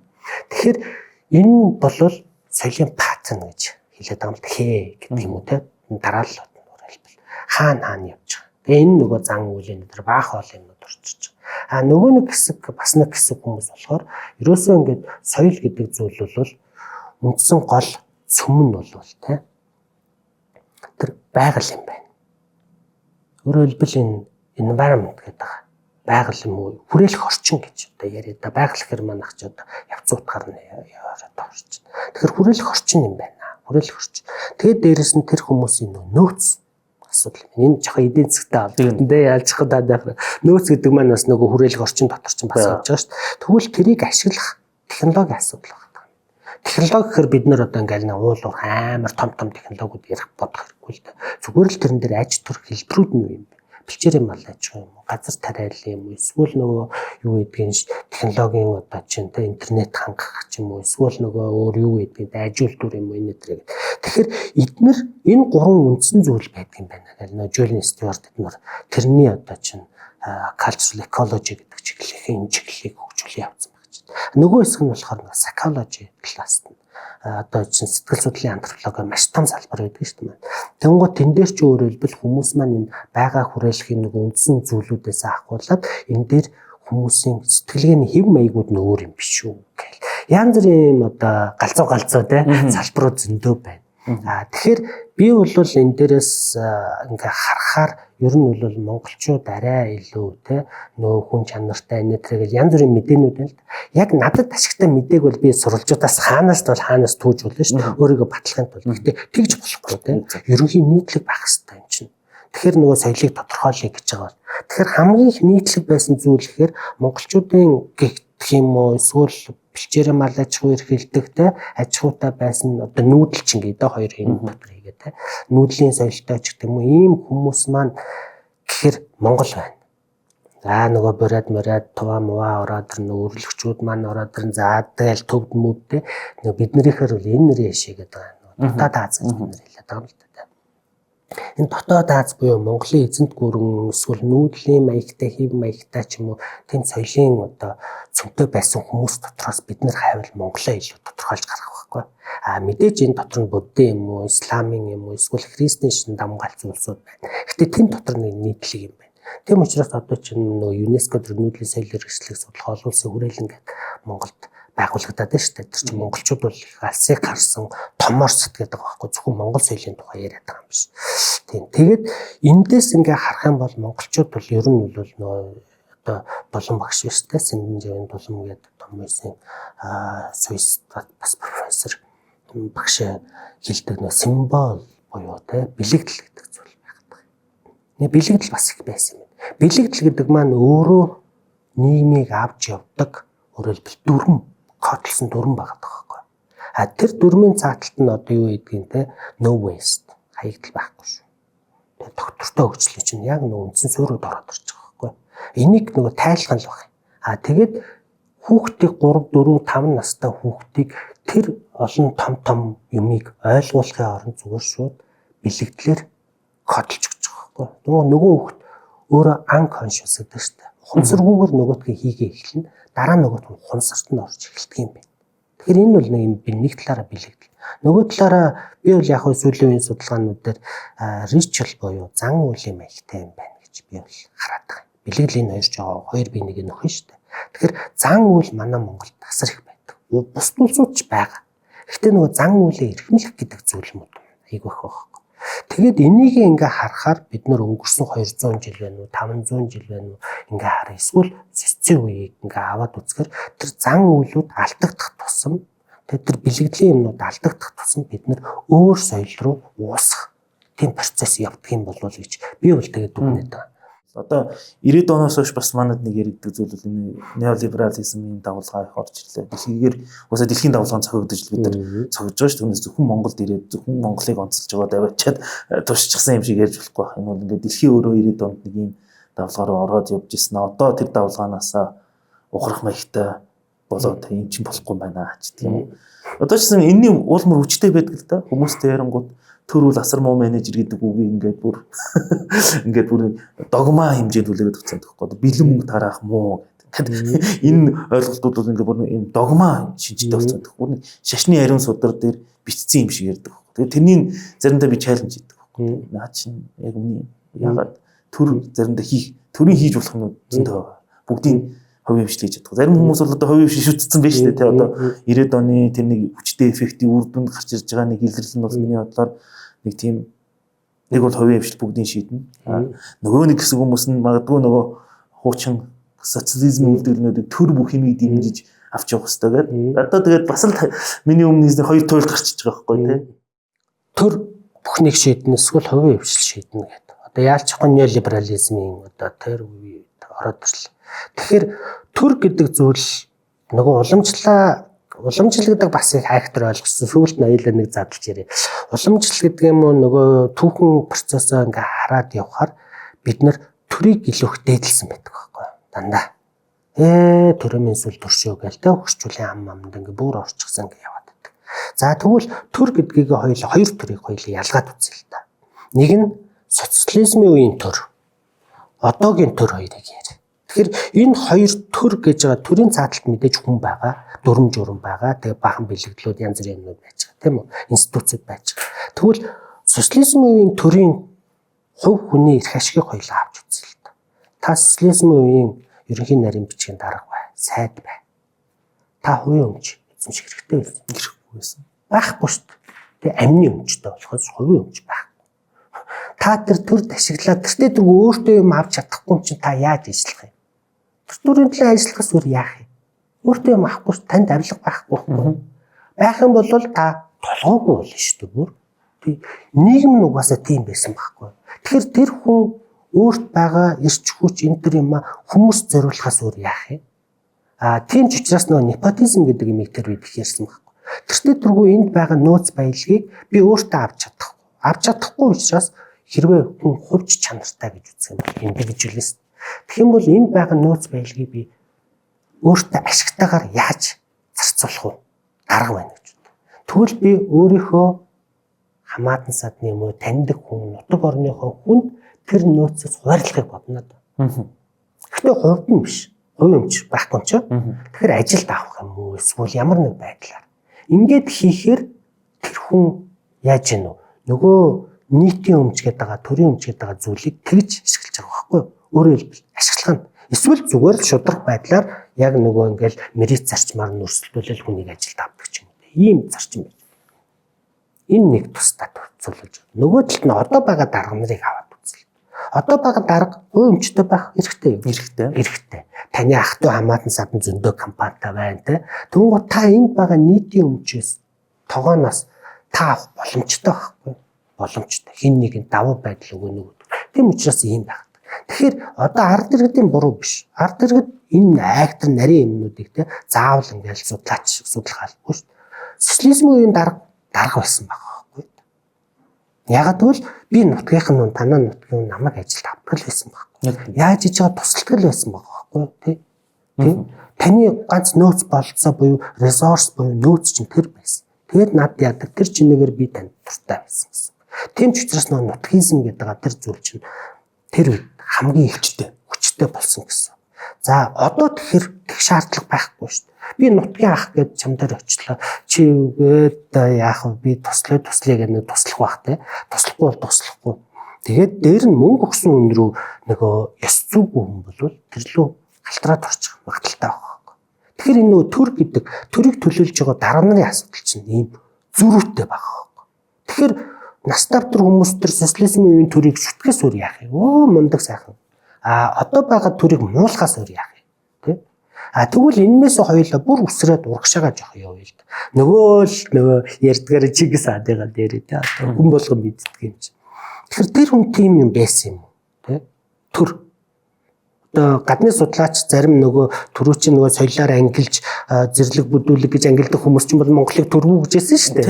Тэгээ одоо бол төхөөрхөөс бууж өгсөн те. Одоо Ламсрангийн мөнх эрдэнэс за бум мочир одоо профессор энэ нийтийн чинь нөгөө Дэвидсний тэднэрийн судалгаа эднэр бол ер нь байхгүй болгосон л да. Монгол бол төрийн байдгаа бүр төрийн төртэй байсан.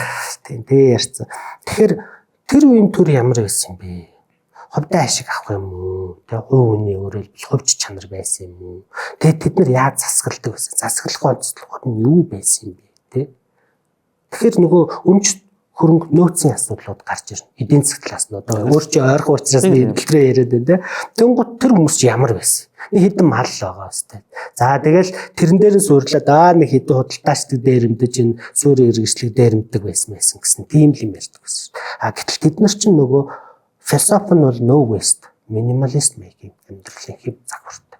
Тэнд нэг амар том хар шорт бараал те. Тэндээ ингээд засаглаад ах нь нэг тийм яцтай биш. Хот байсан уу байсан, хар орон байсан те. Том хотууд байна. Гэхдээ тэн чинь улирлын чанартай юм суучаад. Зам бол тэгэл тэр нэг байшин суугаад байхгүй шүү дээ. Тусландаа сайхан хаанчаа. Явна шүү дээ. Монголчууд бид нар туслан гэдэг одоо явж байгаа боломж байна шүү дээ бид нартай одоо. Тэгэхээр энэ нөгөө төрийн тухай ойлголтыг бас энэ талаас нь бас бид нар авч үзүүлэх сонирхолтой. Тэгэхгүй зүгээр нөгөө неолиберализм гэдэг нөгөө муул бол хараа ухах гэж неолиберализм руу хамгийн юм чихэл эсвэл социализм коммунизм руу чихэл тэ ингээд ах нь учир дутагдaltaй юм уу гэж би хардаг. Ер нь бол тэгээ яг энэ дээрээс чинь нөгөө хамтын ажиллагааны тухай ярьдаг малчтаараа яг бид нар нөгөө яг ингээ бидний соёлын өвгийг цөмийг авч явж байгаа хүмүүс учраас бид нар тэн дээр судалгаа хийвэл надад их гоё байдаг. Тэгээ мэдээж хотод байгаа та бит хоёр бол хоёлаа л 3 үеийн дээдлэлтэл бүгд малчин байсан шүү дээ. Тэгэхээр биднэрт нөгөө генд нь гэдэг юм уу эсвэл бидний сэтгэлгээнд нөгөө соёлчин гүн шингээ суугаад тогтсон байгаа. Хэдийгээр би хотын охин, хотын одоо хүү гэдээ ярьж байгаа ч гэсэн тий. Тэгэхээр биднэрт бол тэр нөгөө соёл маань тэнд байгаад байгаа байхгүй. Бидний нөгөө өрмөц сэтгэлгээ маань. Тэгэхээр төрийг бид нар юу гэж хардаг байсан. Төр бидний амьдралд нэг оролцдог байсан байх юм шүү дээ. Малчин байсан гэж бодъё шүү дээ. Тэнд цусаа хийж орох юм бэ. Тийм үстэй бэлчээрээ болаацлах нүг тэр бэлчээр байж л байгаа шүү дээ. Тэгээд тэртээ тэргүү зууд болдог гам болдог. Тавтамжтай явдаг тийм. Тэгэхээр нүхээс л өөр арга байхгүй дээ. Нүгээ явж идэг. Хэрэгцээ гарвал дайсан ирвэл аюул тохиолдвол эсвэл зууд болвол бие биендээ тусалдаг. Бусад үед нь өөрөө өөрсдөө тийм амиа тэгээ явах хэрэгтэй. Хамгийн их тасан зохицох хэрэгтэй. Нэгдэх зүйлүүд нь хаана сүм хийдүүд. Тэндээ очив. Тэнд очиж ойлоо буу хаална шүү дээ. Сайхан юм ярина те. Тэгээд лам багштай мөрөгчнүүд юу гэдгийг эсвэл бөөгөө дуучин. Бид нарыг гол нэгтгэдэг зүйлүүд нь баяр ёслол байсан байна. Тийм байна. Өөрөөр хэлбэл институт захгүй юм чинь бүр институцийн хэмжээнд байсан. Нөгөө овооны тахилгууч юу юм. Тэн чинь хамаг мэдээлэл бид нарсын сойлцсон хамаг юмнуудаар төлөвлөн те. Усны найран дээр очлоо. Би зүгээр нэг усны найран дээр архив гэж очдог гэж бодож байна. Тэр үед дээр үед одоо ч гэсэн. Одоо ч гэсэн адил.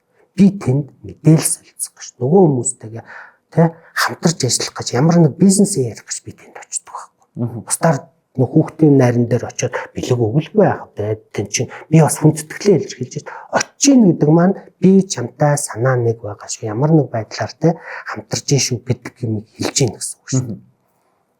Хар сансан бүр тийм бол очихгүй шүү дээ. Тэгэхээр эн чинь нөгөө институт захгүй. Тэгэхээр энэ талаас нь хэрвээ бид нэр ярих юм бол манай төр өөрөө оролцохондоо оролцдог. Ийм л байж. Тэгээд ядарсан зүдэрсэн үед нь зудын дараа тэгэл мал залгай чинь тараадаг институцууд манайд байж лээс. Жас масаас ахуулаад тийм чи яг л нөгөө гам боллоо зуд боллоо их хаан юм эсвэл нөгөө нутгийн ингээм хамт амьдраад байж байгаа хүмүүс маань за одоо юу гэдгийг те өнрөө маань бямба малгүй болчлаа. За энэ нүндээ хэдэн малхгүй болохгүй нэ тий. Энэ нүн маань одоо нөгөө одоохор бол гудамжинд гарлаа гэдэг шиг. Дээр үехээр бол одоо ингээд орон гэргүү тий. Эсвэл чинь тэнүүлчин болох юм байна. Энэ нүнийг яа. Тэгээ энэ дээр хамгийн түрүүнд ажилладаг хүмүүс нь мэдээж хамаатан савны байж таарна шүү дээ. Яг нутаг орных хүмүүс. Ингээд эн чинь нөгөө өөрийн гэсэн юм өрмөц систем байсан зүйл маань эвдрээд өөр системийг оруулж ирэх хүчээр орохоор энэ хоёр чи хоорондоо ингээд нэг нудралсан үстэй. Тэгээ зарим нь ажиллан зарим нь ажиллахгүй. Тэгээ тэр дундаас чи нэг юм хайбрид те нэг юм ирлизмэгийн зүйл гарч ирнэ гэл ингээл явж байгаа нийгэм чинь. Тэгээ бидний хувьд бол антропологчдын хувьд бол нийгэм буюу энэ соёл гэдэг зүйл чинь байнгын хөдөлгөөнд байдаг гэж үздэг баг. Статик буюу юм нэг юм зарцсан биш.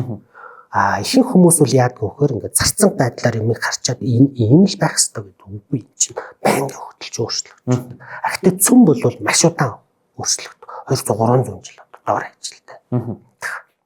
Тэгэхээр одоо миний асуулт юу руу чиглэж байгаа нөхөр антропологчдын ер нь нийгэмдээ гүйцэтгэх үүрэг нь юу вэ гэдэг асуултаар үргэлжлүүлэх гэж байна.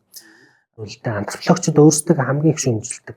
Яг таны одоо асуусан асуултыг антропологчид 60-70 онд өөрсдөөс асууж ирсэн бэл. Бид нэр тэгээ ингээд нэг баах юм судлаад байна. Тэгээд яах гэж тий. Антропологчдыг дайнд ашиглах гэж үзсэн шүү дээ. Дэлхийн 2 дугаар дайнд ашиглах гэж үзээ. Тэгээд ганц хоёр ажилласан хүмүүсийг антропологийн дэлхийд даяараа нийлж байгаа салбараас өхөөсөн байхгүй юу. Тэгээ ийм дурм юунууд байна. Нөгөө ёс зүгээд зөрчөөд байна шүү дээ. Тэгэхээр аль нэг колоничлогчд үйлчилж байна. Энэ болохгүй шүү гэх.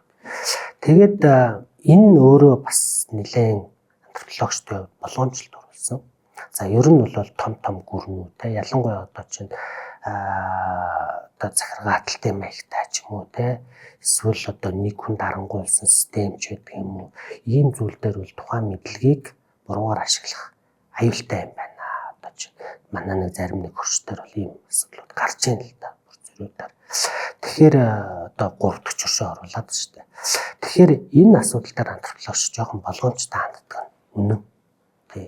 Өөрөөр хэлбэл бид нар нэг мэдлэг хийлээ. За гаргалаа. Одоо тэрийгээ бид нар яах вэ? Яаж хэрэгжүүлэх юм бэ? Энийг applied антрополог гэдэг юм л да. Өөрөөр хэлбэл хэрэглээний антрополог. Сүүлийн үед энийг хамгийн үр ашигтайгаар ашигласан одоо институт, байгууллага, эсвэл улс орон гэх юм бол хөгжлийн байгууллага. Хөгжлийн байгууллагууд бол антропологчдыг хамгийн их одоо хөлсөлж гэх юм уу консалтант маягаар, эксперт маягаар авч ажиллуулжсэн туршлагууд байдаг. Мэдээж хөгжлийн байгууллагууд бол сайн сайхны төлөө энэ хүмүүсийн ядуурлаг гаргахын төлөө, энэ хүмүүст ингээхийн төлөө бид нар энэ хүмүүсийг зөв таниад байна уу, буруу таниад байна уу гэдэг дээрээ нөхдүүд аудит хийх юм уу эсвэл ямар нэг байдлаар одоо тэр хүмүүсийн мэдлэгийг ашиглах гэж оролцсон байдаг. Энэ дэр нь антропологчид татгалзаагүй оролцсон. Гэхдээ шүүмжлэлт онцгоос нөгөөд бол битсээр байдаг. Тийм учраас нөгөө хөгжлийн антрополог бас тусдаа маш том салбар үүсэж явцсан байхгүй. Тэгээд энэ одоо хүмүүс маань энэ улс гүрэнд туслах гадаа нэгтэй хандлага нь буруу байна. Эсвэл юу гэдгийг хэрэгжилж байгаа арга зүй нь юу байна? Энэ соёлоо таниагүй байна гэдэг зүйлийг нь антропологчд энэ дээр бол хувь нэмэр хийх оруулсан. За хоёрдугаарт нь нөө төр дээр ажиллах тухай асуудал. Тэгэхээр яалч явах шинжлэх ухаан академик хэрэгжүүлэлттэй байх хэрэгтэй. Төрийн завраар маш олон судалгаанууд хийдэг. Би энэ дээр бүр актрик эсэргүүцдэггүй гэхдээ нэг талархаад бас байдаггүй. Өөрөөр хэлбэл төр ороод тодорхой судалгаа шинжилгээнүүдийг хийгээд та одоо шинжлэх ухааныхаа үүднээс ямар нэг юм байсгүй аль нэгийг татсан яасан юм байхгүй шинжлэх ухааныхаа үүднээс судалгаа хийгээд өгч байгаа бол болж шүү дээ. Таавал хийн өө юм байд. Гэхдээ тэрийг чи ашиглах хүмүүс яаж ашиглах вэ гэдэг асуудал дараагийн асуудал. Тэгэхээр энэ нэг юм ядаргаатай юм хоёр туйлын юмнууд байдаг. Тэгээд энэ дээр бол антропологчид ер нь бол хэрэглээний антропологдоо нэлээд жоохон дургуудуу маягтай. Гэтэ яалчихгүй салбарлуулаад хөгжиж ирсэн юм. Байжгаад одоо бол яг нь ерөнхийд нь хэрэглээний антрополог бид нэр илүү их оруулъя. Яг гэвэл энэ дэлхий чинь илүү глобалчилсан, илүү их одоо даяарсан, илүү их одоо том үзэл сурталууд давмгайлж ноёрхсон ийм нэгэн болчихлоо. Тэгэхээр бид нэр энэ дотор орох хэрэгтэй юм байна. Тэм ч учраас нөгөө нийгмийн эмч гэж зүйлээ одоо бомж хөргшүүл бол тэгж тодорхойлсон байсан шүү дээ. Тэгээ манай вебсайтн дээр байж байгаа тийм юм. Тэгээ бид нэр бас нийгмийн эмч юм байна нэг талаар тодорхой хэмжээ. Нийгмийнхээ болохгүй бүтэхгүй байгаа юмнуудыг бид нэр гаргаж ирэх хэрэгтэй. Тэрийг нь харин бодлого тодорхойлогчд нь унших хэрэгтэй юм байна. Бусдаар судлаач бид нэр бодлого тодорхойлдог хүмүүс биш шүү дээ. Бид нэр тэн дотор орвол нөгөө машин дотор орчих байхгүй. Машин дотор орчхоор бас л тэдний нэг өрөөс нь л болж өгөрнө. Яг нэг жоох арай өөр өнцгөр харах бах. Гэтэл машин бол машин шүү дээ. Төрийн машин гэдэг бол тэн дотор өөрийн гэсэн хөвшид тогтсон дүрм, журам, бюрокраси бүх юм байна. Бюрокраси гэдэг нь дандаа муу утгаараа биш. Тэр чинь тогтсон юмнууд. Тэгэхээр тэрэн дотор ороо явчихдаг. Тэгээд нөгөө юм судалгаа байхгүй тэгээд ингэ явчих. Тэгэхээр энэ дотор гадна талд нь антропологчд байвал илүү дээр. Харин тэр судалгаануудын байсгүй тэнд судалгаанууд байвал хийгээд өгч болно. Асуудал байхгүй. Гэхдээ тэр хэрэгжилж байгаа хүмүүс төр яаж хяналттай авах вэ гэдэг асуудал. Ингэхээр нөгөө асуулт нь чи би заач гэсэггүй, гүүч гэсэггүй нөгөө иймэрхүүдэл байдлаар хариулахгүй байгаа юм. Тэгэхдээ бас энэ академикууд ч өөрсдөө ингэсэн зэвсэгтэй. Зэвсэг гэдэг нь одоо юу гэдгийг хэрэгсэлтэй гэх юм уу? Зүгээр Монгол улс дээр ингээ аваад үзье л да. Монгол улс нэлээд олон одоо их сургуулиуд байна шинжлэх ухааны одоо судалгаан суурилсан их сургуулиуд бий болгоно гэж бид нар ярьж байна. За барууныхныг ч аваад үзье, Японыг, Хятадыг, Оросыг аваад үзье. Тэгэхээр тэнд нэг юм хоёр үндсэн бүтц яваад байгаа шиг байгаа. Нэг хэсэг нь болохоор сургалт судалгаа хоёрыг хамсруулсан. Энэ бүтц нь их сургууль гэж нэрлэгдэж байгаа тийм. Энэ нь бол судалгаан дээр суурилсан. Судалгааныхаа олд амжилтын тэр юмнуудыг оюун сургуулиар заадаг. Тэгэхээр Мойс ягаад либерал арт руу шилжсэн бэ гэдэг бас энэтэй холбоотой байхгүй. Яг тэгэхээр тухайн одоо чинь 1-р курсын оюутан ерөнхийдөө үзэхтэй энэ хичээлүүдээр олон талын хичээлүүдийг авч үздэг. Тэр нь яг нөгөө бидний яриад байгаа шинжлэх ухааны олд амжилтуудыг өөр салбарын оюутнууд үзэх боломжийг олгоод байгаа байхгүй. Тэгэхээр одоо чинь та эдийн засгийн үндэс мөртлөө антропологи хичээл аваад үзэж байгаа. Тэгэхээр таны нөгөө үзэл, юмыг үзэх, харах, хандлага энэ төр юм өөрчлөгдөнө. Тэгэхээр тэр хичээлүүдээр дамжуулаад академикууд хамгийн гол орчин үеийн яг нөгөө трендэл зааштай. Хуучин тийм байсан. Одоо бол яг юм биш үү. Нэг юм энэ талаар болохгүй, энэ талаараа соёл яаж, энэ талаараа төр ингээд бид нарыг яриа явчихсан. Тунгууд нөгөө дараа үеийг бэлтэнэ гэдэг хамгийн хямдхан, хамгийн чухал юм байдаг юм байна л да. Өөрөөр хэлбэл төр идеолог гаргаал хүмүүсийг ташуурдаал, зодоол, эсвэл юу гэдгийг эдийн засгаар нь хаан боогдуулаад, эсвэл хин нэгнийг үзий ядуулаад те хүмүүсийг удирдахаасаа илүү төр яаж удирддаг вэ? Эсвэл улс үндэстэй яаж нэгдэрдэг гэхээр хүүхдүүдийгээ багаас нь өөрөөр хэлбэл зөв сургаал, номлол, мэдлэгээр хүмүүжүүлэх нь хамгийн хямд байдаг юм. Тэр нь 10 эдхэн жилийн дараа нөгөө хүмүүс 90 зэнд төрчин бодлого тодорхойлож болоо явчихдаг. Тийм учраас хэрвээ бодлогыг том юмыг өөрчлөе гэвэл 10 жилийн хүүхдүүдийн сурах энэ юм хамгийн чухал. Бүр энэ рүү бүгд анхаарах хэрэгтэй. Харамсалтай нь манайхын энэ дэндээс одоо юу гэдгийг те янз бүрийн юм ягаал би энийгээ шүүмжлээл ингээл энэ маань бас нэг учраа олохгүйх шиг байна. Сүүлийн үед ярьж эхэлж байгаа хүмүүсийн мэдгэдлийн тэр юмнуудаар харах юм бол тэгэхээр уг нь бол энэ хамгийн чухал. Тэгээ энэ өөрөө үнэгүй хамгийн бага зарталтай гэсэн. А тэгэхгүй 35 хүрсэн, 40 хүрсэн, 25 хүрсэн хүмүүсийн үзэл бодлыг өөрчилнө гэдэг хэцүү. Хүүхэд байхад нь ингэ явчихл. Тэгэхээр энэ бол академикуудын нэг гол хэрэгсэл. Ялангуяа оюутан байгаа үед нь. Ялангуяа бакалаврын төвчний энэ бол маш чухал. А мэдээж нөгөө магистр докторийн. А нөгөө хэсэг нь болохоор нэг юм хуучин одоо их Британий академия гэдэг шиг те энэ нөгөө Унгар Прусийн те эднэрийн нөгөө академи гэдэг нэг юм салбар байна. Тэр бол тухайн үед судалгаа шинжилгээний тэр юмнуудыг хэн санхүүжүүлдэг байсан мэдээж нь олон орд мөнгөтэй ордууд янз бүрийн тийм хүмүүс яддаг. Тэгээд эднэр маань нийлээд нэг юм аристократик нөхдүүд академи байгуулсан шүү дээ. Анх хэдэн сон жил. Тэгээ нөгөөдүүл нь явж байгаа сүулдэ тийм актер эффект буюу үр дүнтэй биш юм байна гэх нөгөөдүүл нь жоо. Ягаад одоо яг нэг аристократик маягаар нэг академиуд үүссэн байна. Социалист улсууд, коммунист улсуудад бол арай өөрөөр явсан. Энэ шинжлэх ухааныг бацдаг газар юм байна гэдэг. Тэгээд нөгөө тийм академи те одоо манайхаар шинжлэх ухааны академи гэдэг шиг тийм академиуд бол бас нөгөө захиалгат маягийн судалгаанууд. Тэр анханасаа үүсэл нь угаасаа нөгөө тийм хүмүүс байна шүү дээ. Тэгэхээр нэг эрх мэдэл төр байж байгаа аристократ, тийм сурвалжт хүмүүс маань өөрсдөө хэрэгцээтэй судалгаануудыг санхүүжүүлээд явдаг. Тэгээ өөрийнхөө нэрийг гаргадаг те. Энэ тэгээд тэд нар бол илүү захиалгах судалгаагаар энийг ийм хоёр урсгал чиглэл яваад байгаа юм шиг надад бол ажиглагддаг шүү. Тийм ээ. Уусаа англичууд нөгөө Royal Academy гэж хэлдэг. Монголын академи гэж шүү дээ. Хин санхүүжүүлсэн гэхээр хааттууд нь санхүүжүүлээд байдаг л санаа юм шүү дээ. За хоёул сүүлийнхаа хэсэг рүү оръё. Мэдээдэн сайхан ярилцлаа. Сүүлийн хэсэг нь ахаад би таны нөгөө хөгжлийн ирэлт гэсэн та надаас зүгтаад явчих шиг боллоо. Би танаас одоо бидний буцаагаад асууж байна. Та бол хөгжлийн антрополог чиглэлээр хөгжил судлалаар хөгжлийн ирэлт гэдэг ном бичсэн. Тэгэхээр хөгжлийн ирэлт явж байгаа энэ замнал маань юу болж байна вэ? Сүүлийн одоо өнгөрсөн 5 6 жил юу ямар хөө дэвшлүүд явж байна гэдэг талаар. Хөгжлийнхөө ирэлт яваалаа нөө тэр олдох юм олдохгүй юм. Зөвхөн нэг сайн мэдээ гэх юм бол Монгол Улсын их сургууль дээр хөгжлийн судалгааны төв гэдгийг байгуулсан. За энэ бол олон салбарын эрдэмтэн судлаач нар хамтарч оролцоод тэгээд энэ чиглэлээр ажиллах ийм зорилготой төв. За энэ төвийн захирлаар намайг томилж ажиллаж байгаа. Тийм тэгэхээр энэ жилээс тэгээд ямарсан нэг эхний 1 2 3 жил нэг энэ төвөө нэг хөл дээр нь босгоо цаашдаа энэ чиглэлээр судалгаа шинжилгээг олон салбарыг дамнуулан судалдаг те нэг салбарт ингэж суурилсан биш одоо интердисциплинary гэх юм уу байдлаар судалгаагаа явуулах юм санаатай байна. Тэгээ энэ дээр бол танай эдийн засгийнхан те манай олон улсын харилцааныхан төрийн удирдлагынхан захиргааныхан социологийнхан те хуан зөв археолог гэх мэт салбарууд зөндөл ороод тийм тэгэхээр энэ маань эрхчлээс тодорхой ажлууд хийгээд эхлэх баг гэж би найдаж байна.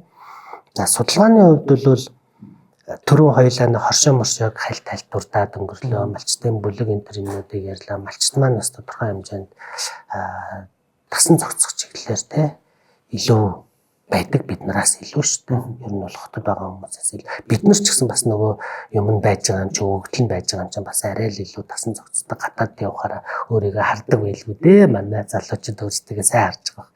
Тэгэхээр хөгжлийн асуудлыг бол цаашдаа бид нэр яалж явахгүй олон салбар дундын байдлаар энийг авч үзэх хэрэгтэй. Хэтэрхий одоо юу гэдгийг тоон суурилсан гэдэг юм уу эсвэл нөө мөнгөнд суурилсан байдлаар юмыг харахаар энэ маань явахгүй байна.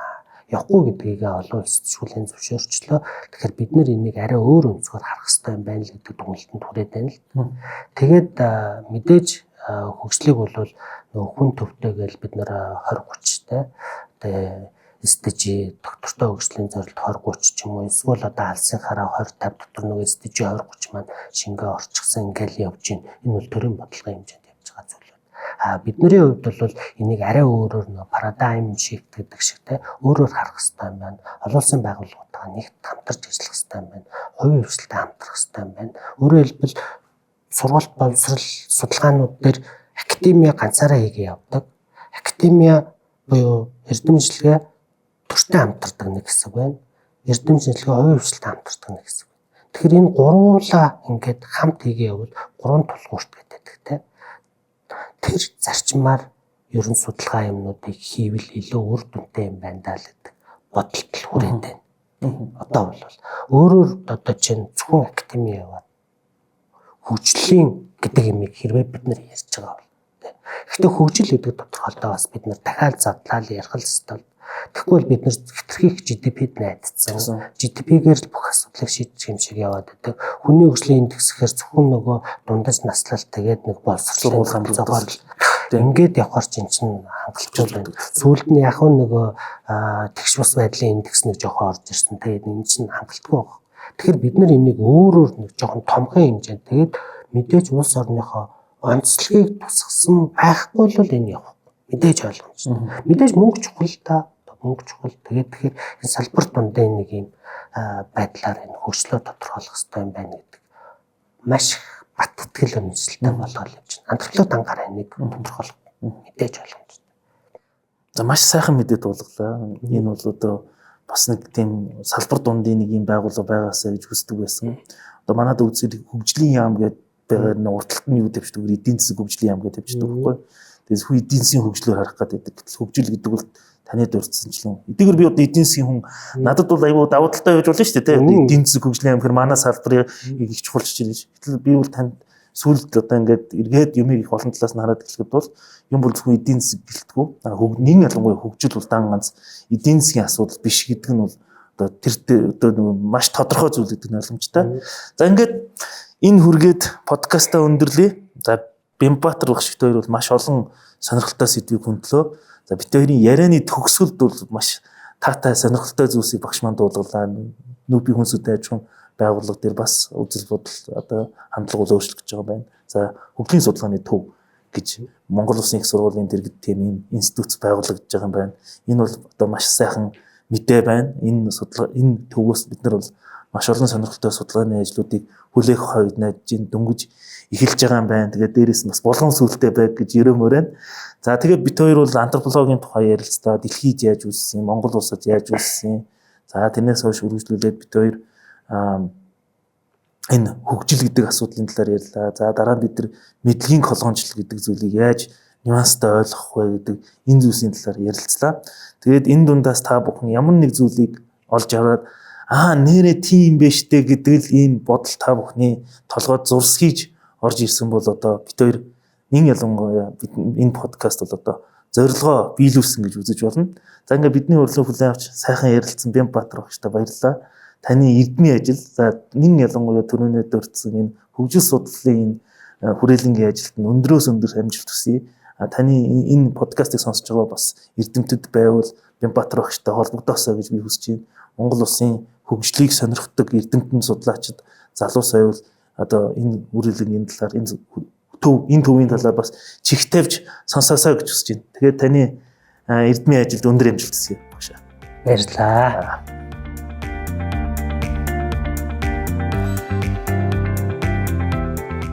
Гүн гүнзгий сэтг Thinkers podcast